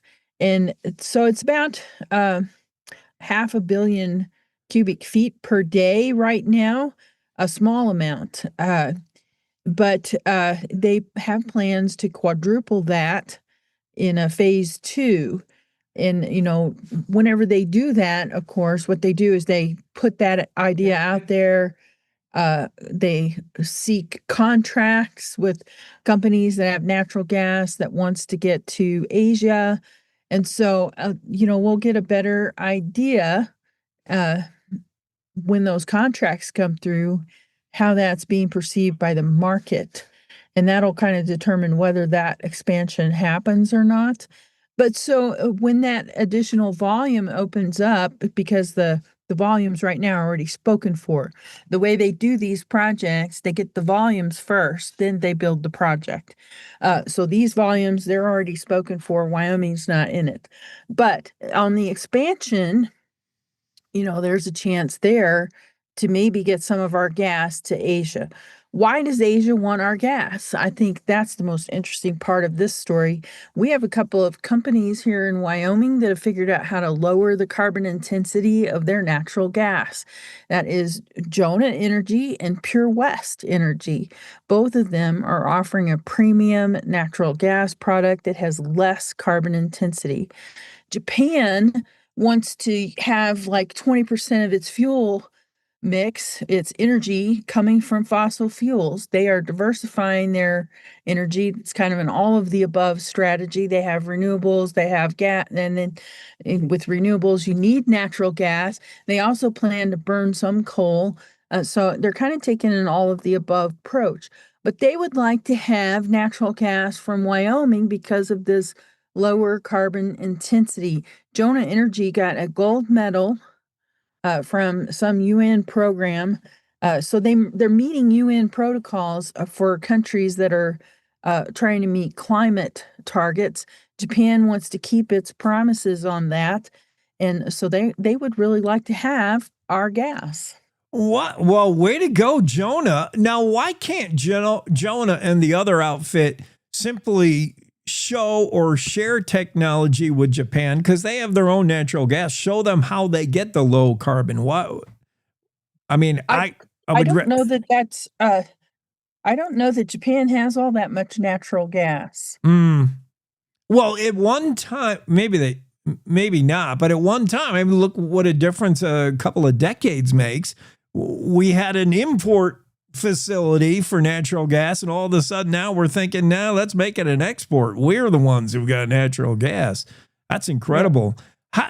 How do we get the gas down through New Mexico? Are we talking about a pipeline? Right. I mean, you would tie into that with a pipeline. Yeah. Whichever way it's going. There's the New Mexico route wouldn't be the most advantageous for Wyoming. It's further away, right? More advantageous geographically would be Washington. Of course, we know what happened in Washington the last time Wyoming tried to send a fossil fuel out a port of Washington. We basically got the Great Wall of China in terms of lawsuits. Yeah. And we couldn't get past that wall. But that's the other thing I think that's interesting here. With AI on the horizon, renewables also have taught us that natural gas has to be part of the mix. And so part of the attitudes are changing, at least with respect to natural gas. So I wouldn't count out a pipeline going through Washington and to an export terminal just yet. I think that as attitudes change, that may be, a possibility, because Washington's going to need natural gas. And what natural gas are they naturally going to want? They're going to want the carbon intensity reduced natural gas so that they are getting fewer emissions, which means they're going to want Wyoming's natural gas. And, I think with that kind of dynamic, negotiation and all of that eventually, it could happen. It's not unrealistic with changing attitudes. Yeah. And there seems to be a developing relationship there between Wyoming and Japan. The governor of Wyoming has been over there. We've had delegates both getting together. So I hope something can be worked out on behalf of both Japan and benefiting Wyoming. Yeah. And I looked this up while we were talking, Jake. Yeah. Japan is a leading global importer of natural gas. They do not have vast reserves of natural gas to serve their need. They have to import it from somewhere. If they're going to import it, they want the least carbon intense natural gas that they can get. That's going to be Wyoming right now. Yeah, that says Wyoming, thanks to Jonah and some other forward-thinking energy companies. I like it. Let's go to talk about horse racing now. Renee, I'm a little confused over horse racing, actual live horse racing in Wyoming. Of course, the industry's in decline, but in Wyoming, there's hopes that, we got the new mile track going in down there in the Cheyenne area. There's there's high hopes for horse racing. And then there's also the hand-in-hand betting, as far as the machine, historical horse races and the machine betting you could do. What is your story concerning the actual gaming facilities or horse racing tracks or both? You can't really separate. I think the thrust of my story was just kind of a state of the industry, what's going on with it. Wyoming is really bucking the national trend quite successfully. That Evanston track, for example, nearly doubled the attendance. And what I found interesting there, Jake, most of that attendance came from Utah. And so these border facilities, we got one in Evanston, we got one over in near Torrington, we got another one in Cheyenne. These are all aimed at bringing people in from out of state, money from out of state, tax revenue that's basically being generated by out of state dollars into Wyoming. The payday is huge, like $30 million for just 307 horse racing and Wyoming Downs combined. They kind of did this little merger, a merger, but not really. They're both separate entities, but it's a joint venture. But so I'm calling it a merger because that's just easier. But 30 million combined tax revenue just from that entity. We have others. There's Wyoming horse racing, for example. Just kind of an amazing amount of growth there and success as far as, bringing out-of-state dollars into Wyoming. Yeah, that seems to be something you would be supportive of, but legislators want more regulation, more control over the industry? Yeah, I don't think they're trying to kill the industry, but there's pushback in communities. Communities feel like there's too many of these. They're seeing gaming terminals everywhere. And I guess one thing is the skill game terminals. These are skill games for amusement. You see them in a lot of bars, for example. And then the historic horse racing, which are really in just in like casino areas. But they all kind of look alike to the common everyday average person. Yeah. They just look like another slot machine. Well, people are starting to feel inundated. They're feeling like they're seeing these in too many places. And then a set of skill games, I'm not sure what the company was, but a set of skill games showed up in some grocery stores because the grocery store had a liquor license. The way the legislation is written, they could qualify to apply for these. So they did. And they put them right out in the entrance area. This is not a age-restricted area, which was the original vision for that legislation, that, these would be in places like truck stop, places where people are 21 and up, not the entrance of a grocery store where families are shopping with their kids. And so I think that's created a little pushback, and legislators are looking to kind of fine-tune some of these laws and win back more control over where they go. Also, the other thread that's kind of playing into this, some of the communities feel like they don't have enough say on where these things are going. Like Cheyenne, for example, has 10 of these different gaming facilities that have come in, and not one of them really had to go through city processes. There were some zoning things that they had to meet, but as far as a city council meeting where the public would be invited to come and comment on the location, that's a whole process where people can air their concerns. Maybe the application gets a little bit of adjustment during that process. Maybe city council might decide, hey, you got to put some trees on the south side of this, or, you've got to do this with the entryway. That process is getting skipped over by the current way these things are done. And so I think there's a hard look at, do we need a kill switch for these communities to say, this is the wrong place for this. We don't want any more of these. We have too many. Just a little more control for the community that these things are coming into. Yeah, Renee. Two sides of the same coin. It's almost impossible to separate the actual horse racing, an industry that's dwindling in U.S. interest, but yet in Wyoming, we're all about actual horse racing. But hand in hand with that is these slot machine style gambling, which some people are like, all right, enough of these already. They're everywhere in places they don't belong. I don't know that the interest is dwindling so much as the tracks are disappearing. Yeah.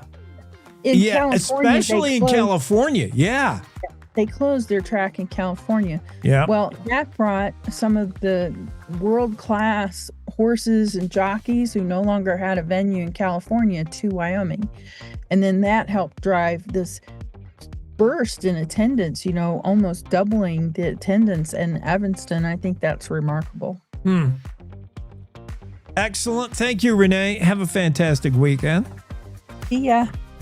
Renee Jean, Cowboy State Daily Show. Let's take a break. Get Abby in here. Ask Abby next. Welcome to The Jake Show on Cowboy State Daily, Wyoming's daily dose of raw, unfiltered, and occasionally uncomfortable truth. I don't do talking points. I do reality. No spin, no fluff, just Jake. Local issues, national nonsense, and zero BS. It's truth, sarcasm, and grit, shaken, not stirred. I just call it like I see it, and I see a lot of Let's just say I see a lot. From the capital to the county fair, if it matters to Wyoming, Jake's got something to say, and he's not asking permission. The West was built by people who weren't afraid to speak up. I'm just keeping the tradition alive. The Jake Show, weekdays on CowboyStateDaily.com and wherever you get your dose of reality. Not for the easily rattled, perfect for everyone else. This is the Cowboy State Daily Radio Network. Nestled between Casper Mountain and the North Platte River, you'll find the heart of Wyoming. With a bustling downtown centered around our outdoor haven, Casper is for adventurers, freedom seekers, and rule breakers who find beauty off the beaten path. So if touchable history, a vibrant community, and uninterrupted outdoor recreation define your travel itinerary, allow us to welcome you to the one and only Casper, Wyoming. Plan your trip at visitcasper.com. All right, look at you taking the stairs. Who are you? We're your lungs. We are proud of you for quitting smoking, but you still may be at risk for lung cancer. A routine cancer scan can detect it early when it's more curable. Good to know. Well, I gotta go somewhere. So do we. So do we. Listen to your lungs. Get a routine screening that could save your life. Talk to your doctor and learn more at savedbythescan.org. I think I finally found. Hey, how you doing? Hey, Mason. Hey, Mason. Got a new house. It's looking pretty cool so far. A place that I call home. I'm teaching Louise how to cook some lasagna. It only takes a spark to make a fire start.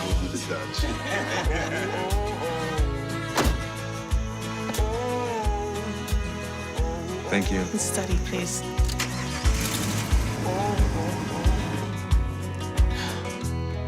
I think I finally found a place to make my own. A place that I call home. This place that I call home.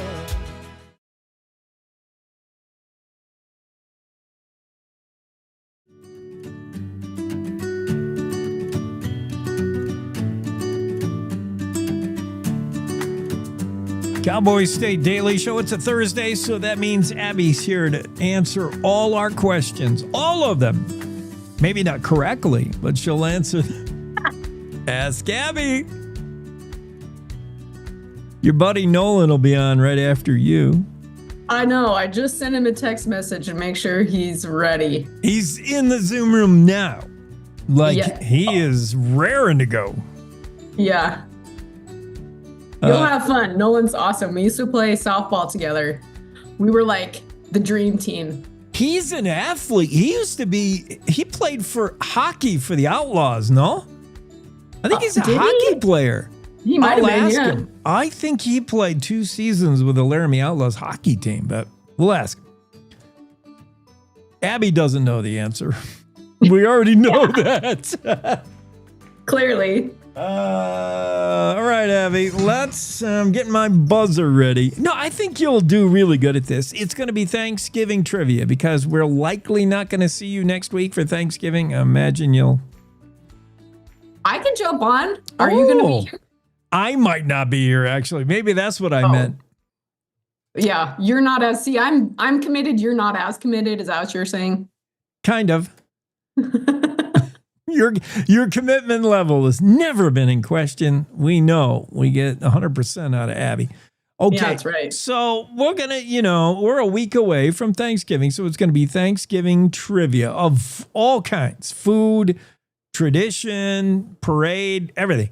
So let's dig right in. Which presidential bigwig, which president said that was the first one to give a turkey the pardon? Remember that? When a turkey got a chance at a second life. I'm wondering if President Trump will continue that tradition. But who was the first president to give a turkey a pardon? He won't be a meal. Teddy Roosevelt? Oh, where's my... No. Why? Why is it not him? Why not? Well, that's a question also for you. I don't know. Grover. Oh, I like where you're going. Grover Cleveland. Yeah, remember? No. But he is a good trivia answer for any question that concerns an obscure president, right? You're like, Cleveland. Grover. Yeah. No, it was Harry Truman who first gave the turkey a pardon. And it was really the first Bush, HW, that began in 1989, that began the tradition we now know. And since the first Bush, it's been like every president has done it. Okay, here's one. What year did the first Macy's Thanksgiving Day Parade take place? Oh, that's a good trivia question. Yeah. Someone out there definitely knows the answer, and that someone is not me. But I'll just take a shot. It's been going on a long time.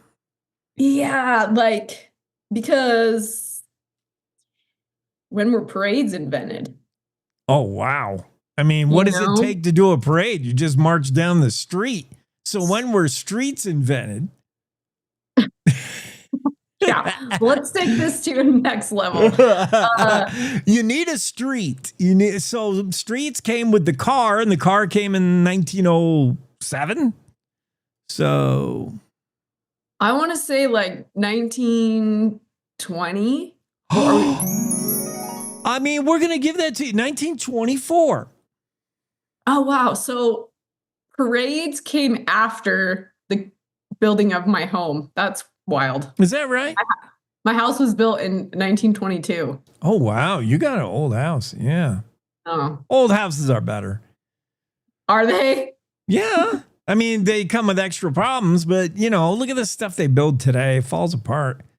Yeah, the very first Macy's Thanksgiving Day Parade, 1924. It did not have, by the way, another side trivia, balloons. There were no balloons at the first one. That had to be invented later. Also, the Macy's Day Parade, New York City, is not the first not the first place to have a Thanksgiving parade. Who was the first city to say, hey, we're going to parade on Thanksgiving Day? Oldest Thanksgiving Day parade, older than New York City's parade. Oh, well... Was it maybe in Philadelphia? Oh, my. Nailed it. Really? Philadelphia. You're not cheating, are you? No, it feels like it, though, doesn't it? Yes. Okay, I'm way too close on the radar here. You're 1 for 2, so I accuse you of cheating. Yeah. All right, you better getting back to the Macy's Day Parade. How long is it? If you're going to march the whole thing as like a balloon holder, you better put on your marching shoes. How long is the parade? 5 miles? Not that long. It's half that long. Oh, 2.5 miles. 2.5 miles, not bad. Day after Thanksgiving, we've come to know as Black Friday, the big shopping day. But what is it really supposed to be honoring? The intentional day after is what? Also known as? Well, we did write a story about this called Brown Friday. Really? I don't remember that. Who? They call it, the plumbing industry calls it Brown Friday. No. I see where you're going. Yeah, because we all head to the bathroom after all the stuffing. Well, no, it's because of the amount of grease that goes down drains. Oh, I thought it was because of the overuse of the bathroom. That too. I don't know why I don't know the answer to that one. Well, think about the derivation of Thanksgiving was the Pilgrims getting together with the Indians and the natives, and they all were friendly at that point and celebrating. So it's Native American Heritage Day, but it's been just supplanted by, Black Friday. Let's go to the Mayflower. You ready? You ready to set sail? Yeah. The Mayflower set sail from England, headed here, and it was those first pilgrims that got together with the Indians and they all broke bread, and we called that Thanksgiving. How many original people were on the Mayflower that came to America? How many people on the boat? Do people really know that? Yeah, it's a real thing. That's something I should have learned. It's just a tragedy they don't teach these things. The Mayflower was the biggest ship, right? It's not the Santa Maria, Pinto, and all them. It was one ship set sail from England on September 6th, 1620. It was a 12. It's not a rowboat. It was a significant ship. Okay, 40? 170. Well, I thought you were going to say 100. 102 original pilgrims on the Mayflower. Okay, which founding father said, quote, "No U.S. citizen shall skip turkey on Thanksgiving Day," pretty much making it mandatory we cook a bird on that Thursday. And I'll give you a hint. He was also more famous for being in a duel. He was a real badass president.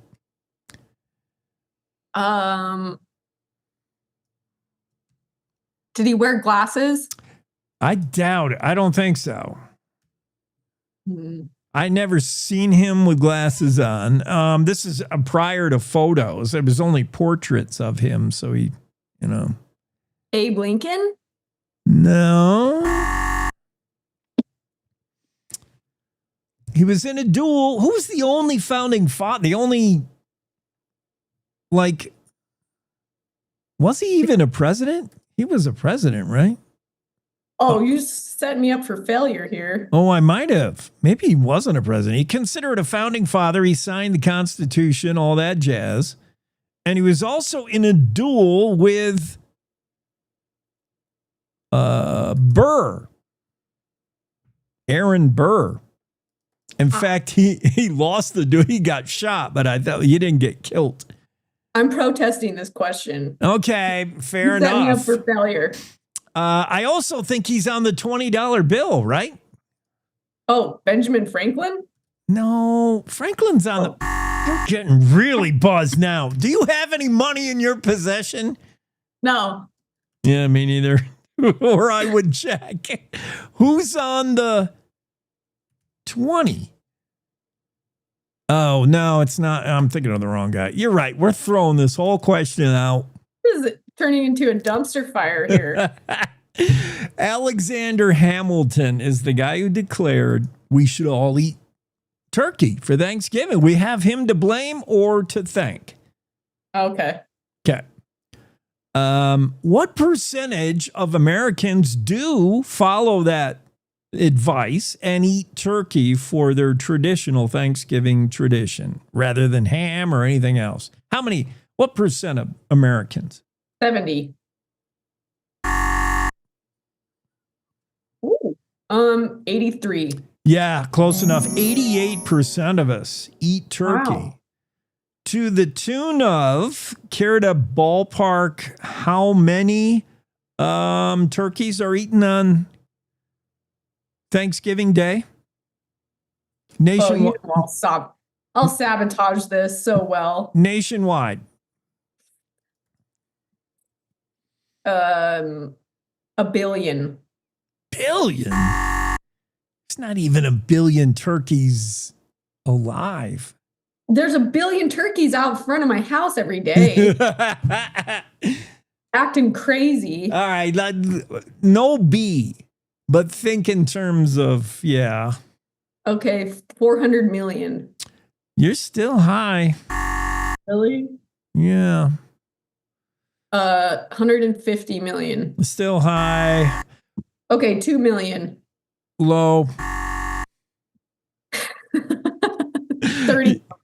You're closing in. 46 million turkeys eaten every Thanksgiving Day. That's a lot. That is a lot. Okay. The turkey Thanksgiving also comes with football. Of course, we put football on just for something to do. In what year did the first Thanksgiving NFL game take place? This can't be right. This is maybe in the 60s? This can't. I'm protesting this question. This is definitely not right. What does it say? 1920. There wasn't even NFL in 1920. Was there? All right, that question's under protest. We're going to need a mediator soon. About to throw that out. Okay. In what year, and these are also, I don't know if there's definitive answers, but it's the answer I have, so it's the only answer that counts. When did we start adding cranberry sauce? Not everybody's a fan. I love cranberry sauce on the stuffing or something. What year did that start making the addition? You started seeing it show up at the Thanksgiving meal. What year? The cranberry sauce? Yeah. The Ocean Spray canned cranberry sauce. Which is my favorite. I don't like the real stuff. I want the Ocean Spray can, just gelatinous. With ridges. Comes out in the shape of the can. Yeah, with the ridges. I don't know. I want to say probably like the 50s. Now, you would be correct if you answered my next question with that one. 1912, cranberry sauce was introduced to the meal. What year, though, did the green bean casserole make its debut in the Thanksgiving meal? You're close with your last guess. Oh, so 54. Yeah, 1955. Oh. What quirky U.S. city boasts the title of pumpkin capital of the world? Because we all need pumpkin pie after. The pumpkin capital of the world? Yes. Where are the pumpkins grown? Yes, indeed. Where? Nebraska? No, that's corn. Yeah.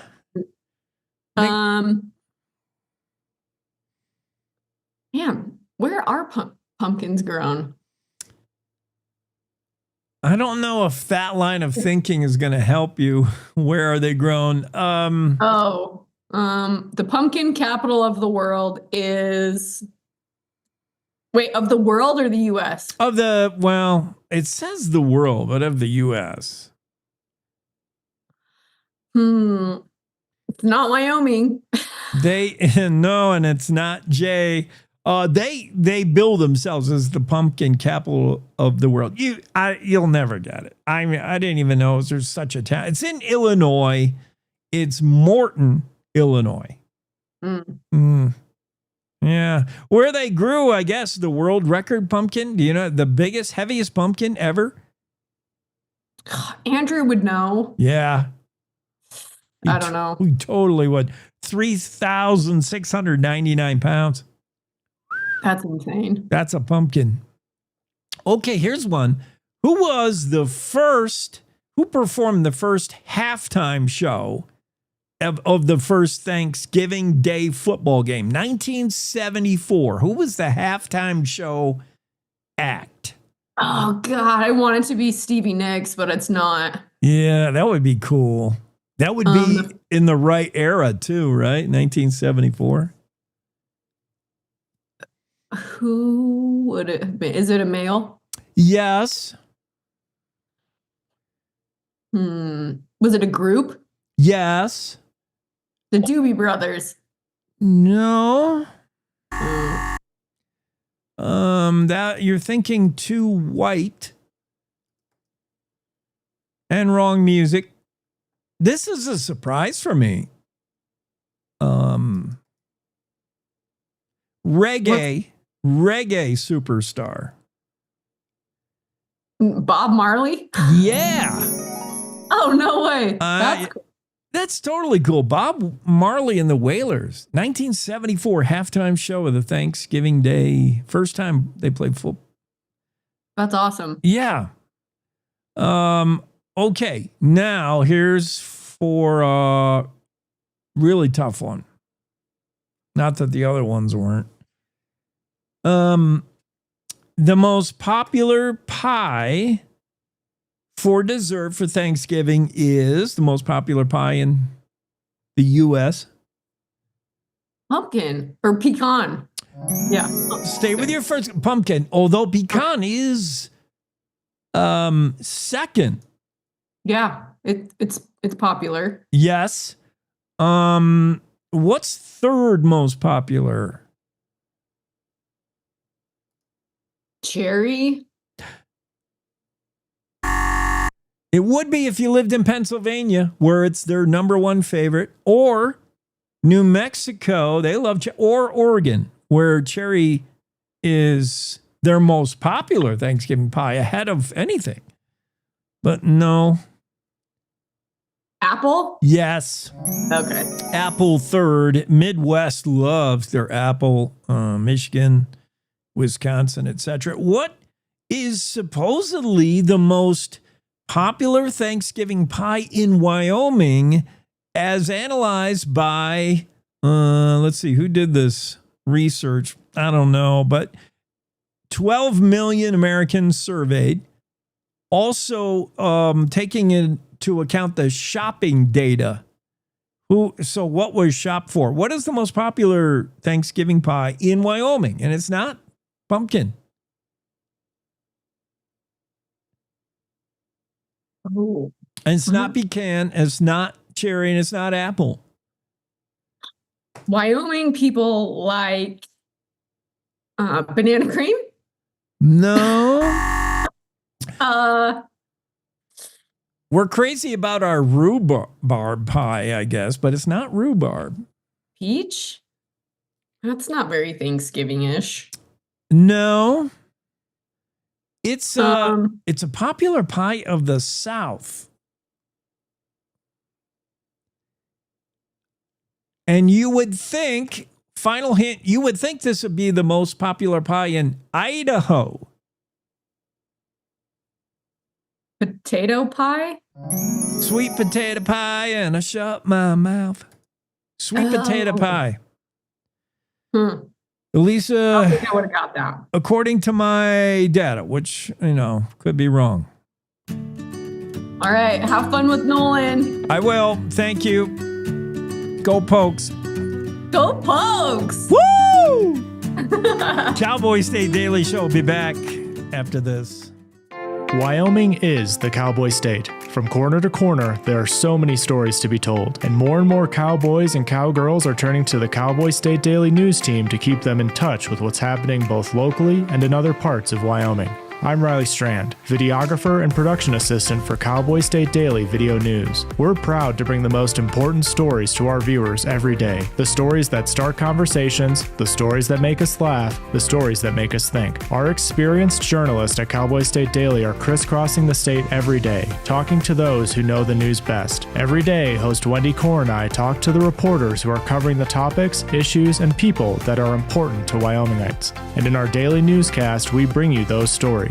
Tune into the Cowboy State Daily Video Newscast every morning, only on cowboystatedaily.com.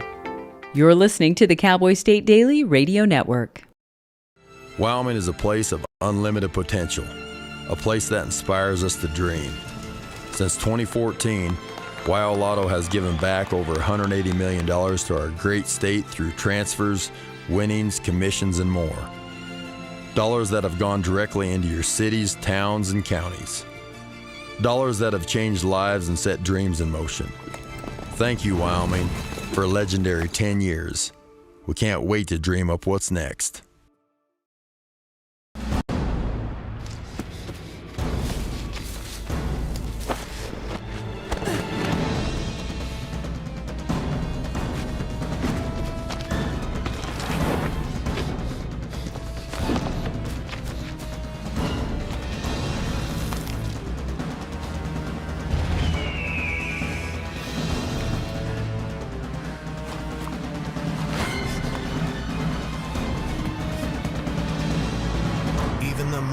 Might not see it coming. It's prediabetes, and it captures 1 in 3 adults. You may not even know you have it, but you can escape. Take the 1-minute prediabetes risk test to know where you stand. With early diagnosis, you can change the outcome and prevent or delay type 2 diabetes. Be your own hero on smartphones everywhere at doihaveprediabetes.org. I wanted to talk with you and your mom today, Lily, because of some of the changes your friends and teachers have seen in you lately. And along with the incident the other day, you were with Derek when he was caught selling marijuana. Yeah, he was selling it. Honey, we know. But we care about you and want to know what's going on. That's right. We'd like to understand it better and see how we might help. And if weed is a part of it, we want to make sure you know about the negative consequences for someone your age. So, can we talk? Talk. They hear you. We saved the best for last. We're going to close out the show with Nolan Carter on the Cowboy State Daily Show with Jake. Nolan is the guy behind the Knothole and Pine Beach. Pine Beach is the apparel printing company, screen printing. I don't know what you technically call it. Nolan would know. But Knothole is where they sell it to you, and that place is packed. Every game day, your game day gear, man. If you're not getting it at Knothole, you're not getting it right. Nolan's going to talk about this Saturday, where I imagine they got some special things cooked up at the Knothole to honor the final home game of the season for the Wyoming Cowboys. And of course, we're going to whoop up on Nevada Wolfpack. Maybe you'll have a t-shirt with showing the Wolfpack getting stomped, but it's going to be all about Josh Allen this Saturday. You got anything with the number 17 on it, Nolan? Surprisingly, no. So we've ran into some troubles trying to get some like rights type stuff like that. Yeah, kind of crazy. So okay. We were kind of behind the ball, so I was scrambling trying to find any supplier that had those rights. And it just honestly kind of came up short. But what we did do is we teamed up with UW Spider-Man.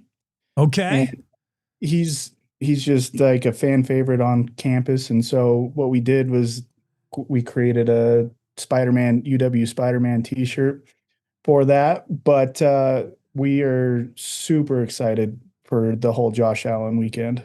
Yeah, I didn't think about stuff like getting rights cleared because you've got to use all your stuff in the past has had the dude Pistol Pete or whatever. Who's the cowboy, right? Yeah, I love this stuff. I love what you did for Cowboy State. People ask me all the time, how can we get one of those cowboy ball caps? I don't even know. Do we have you should be selling those. I could have sold you a dozen by now of those things. We can always get you more. That's a zero problem. You just give me the word and we'll get them to you.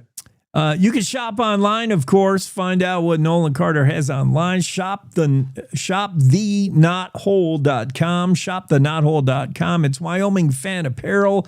It's where everybody gears up for game day. The Knothole in Laramie. We know not everybody can fit in Laradice this Saturday. It's going to be packed. So do it online and do it ahead of time. Do it now. What's going to be there? What's special? Can you show us the stuff? Tell us what we're going to see at the Knothole. It's going to be jammed, right?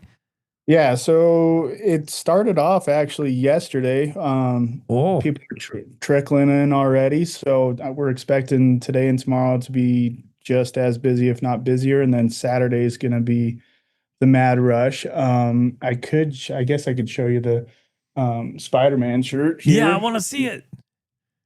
So, yeah, you got all the themes. Powder River, Letter Buck. We know that. So we got a lot of fun stuff. Yeah, we're having a hard time, which is like a blessing, keeping all the Carhartt products that we have in stock. So we just restocked the full line of Carhartt. Went probably as deep as into inventory that we can handle right now. So we're fully loaded there. We've added some other kind of sleeper designs, as I call them, and those are just going to be in store for right now. And depending on how they're selling, we'll move those to the online platform later. But we're just mainly just keeping up on inventory, just making sure that whoever comes in can get what they want to get. But our big sale we're going to have is going to be for all the online shoppers. Is going to be for Black Friday through Cyber Monday. We're going to be doing 30% off the whole store. And then on Small Business Saturday, we'll be running that in store as well. But those are the main things that we're running. Nothing too crazy, but we're just gearing up and super excited to have Josh in town. Yeah. Oh, for sure. Hey, tell me about, I didn't think about a partnership with an outfit like Carhartt. I mean, anything Carhartt right now sells itself. But when you put, Cowboys and the logo, the whole Steamboat deal on a Carhartt hoodie, you can't keep them in stock. No, it's awesome. It's like the perfect combo. That's what I've always said. Yeah. Especially for the state of Wyoming. We literally just work. So it's perfect. Everybody loves it. People are getting really antsy. So we need to post it on social media to let them know that everything is live and available right now, because honestly, we've sold out stuff within 2 to 3 days and we're just trying to keep up. I'm online shopping right now, Nolan. Shop thenotwhole.com. And I'm looking, it's not all Wyoming Cowboys football. There's some rodeo team swag, T-shirts for the rodeo team and basketball, other sports too, right? So that's kind of my goal, is to be able to showcase basically any club, sport, and organization on campus and make product that people genuinely want to wear, other than just a game day or when they need to. That's kind of been my motto for the past few years, is to make stuff that you can wear every day and not strictly just on a game day. And that seems to be gaining some traction. And so that's what we're working on. We're working on more wrestling stuff. We're working on more basketball stuff for the women's team and the men's team. We do have some volleyball stuff, but we're trying to hit every base here. We even have club baseball stuff, which is kind of funny, but really cool. But yeah, that's our goal, is to really, really push every club and organization. That's cool. I just, speaking of athletes and different clubs and different sports, Abby and I were just talking about how you're the star for softball teams, supposedly. And we were trying to figure out whether you played hockey. Yeah, I did. So I thought so. Yeah, I played hockey in high school. And then I just felt like I was a lot more competitive in baseball. So I went to, did some baseball in college. And then when I was done with baseball, I said, all right, Pops, it's my turn to take it over. And it's ever since then, it's been mine. So explain what is, I mean, we know the Knothole, that's the retail sales outlet. We know where to get our gear at the Knothole, but explain what is the relationship. Really, the parent company is Pine Beach. Pine Beach is who makes all the stuff, yeah? Yeah, so we basically have 3 individual companies. We have Pine Beach, which does all the screen printing and embroidery. They're the people that create everything. And then we have another retail store, which is called Pine Beach Supply Company, which is attached to our production facility. And that's more geared towards more of the outdoor culture, more state of the Wyoming products.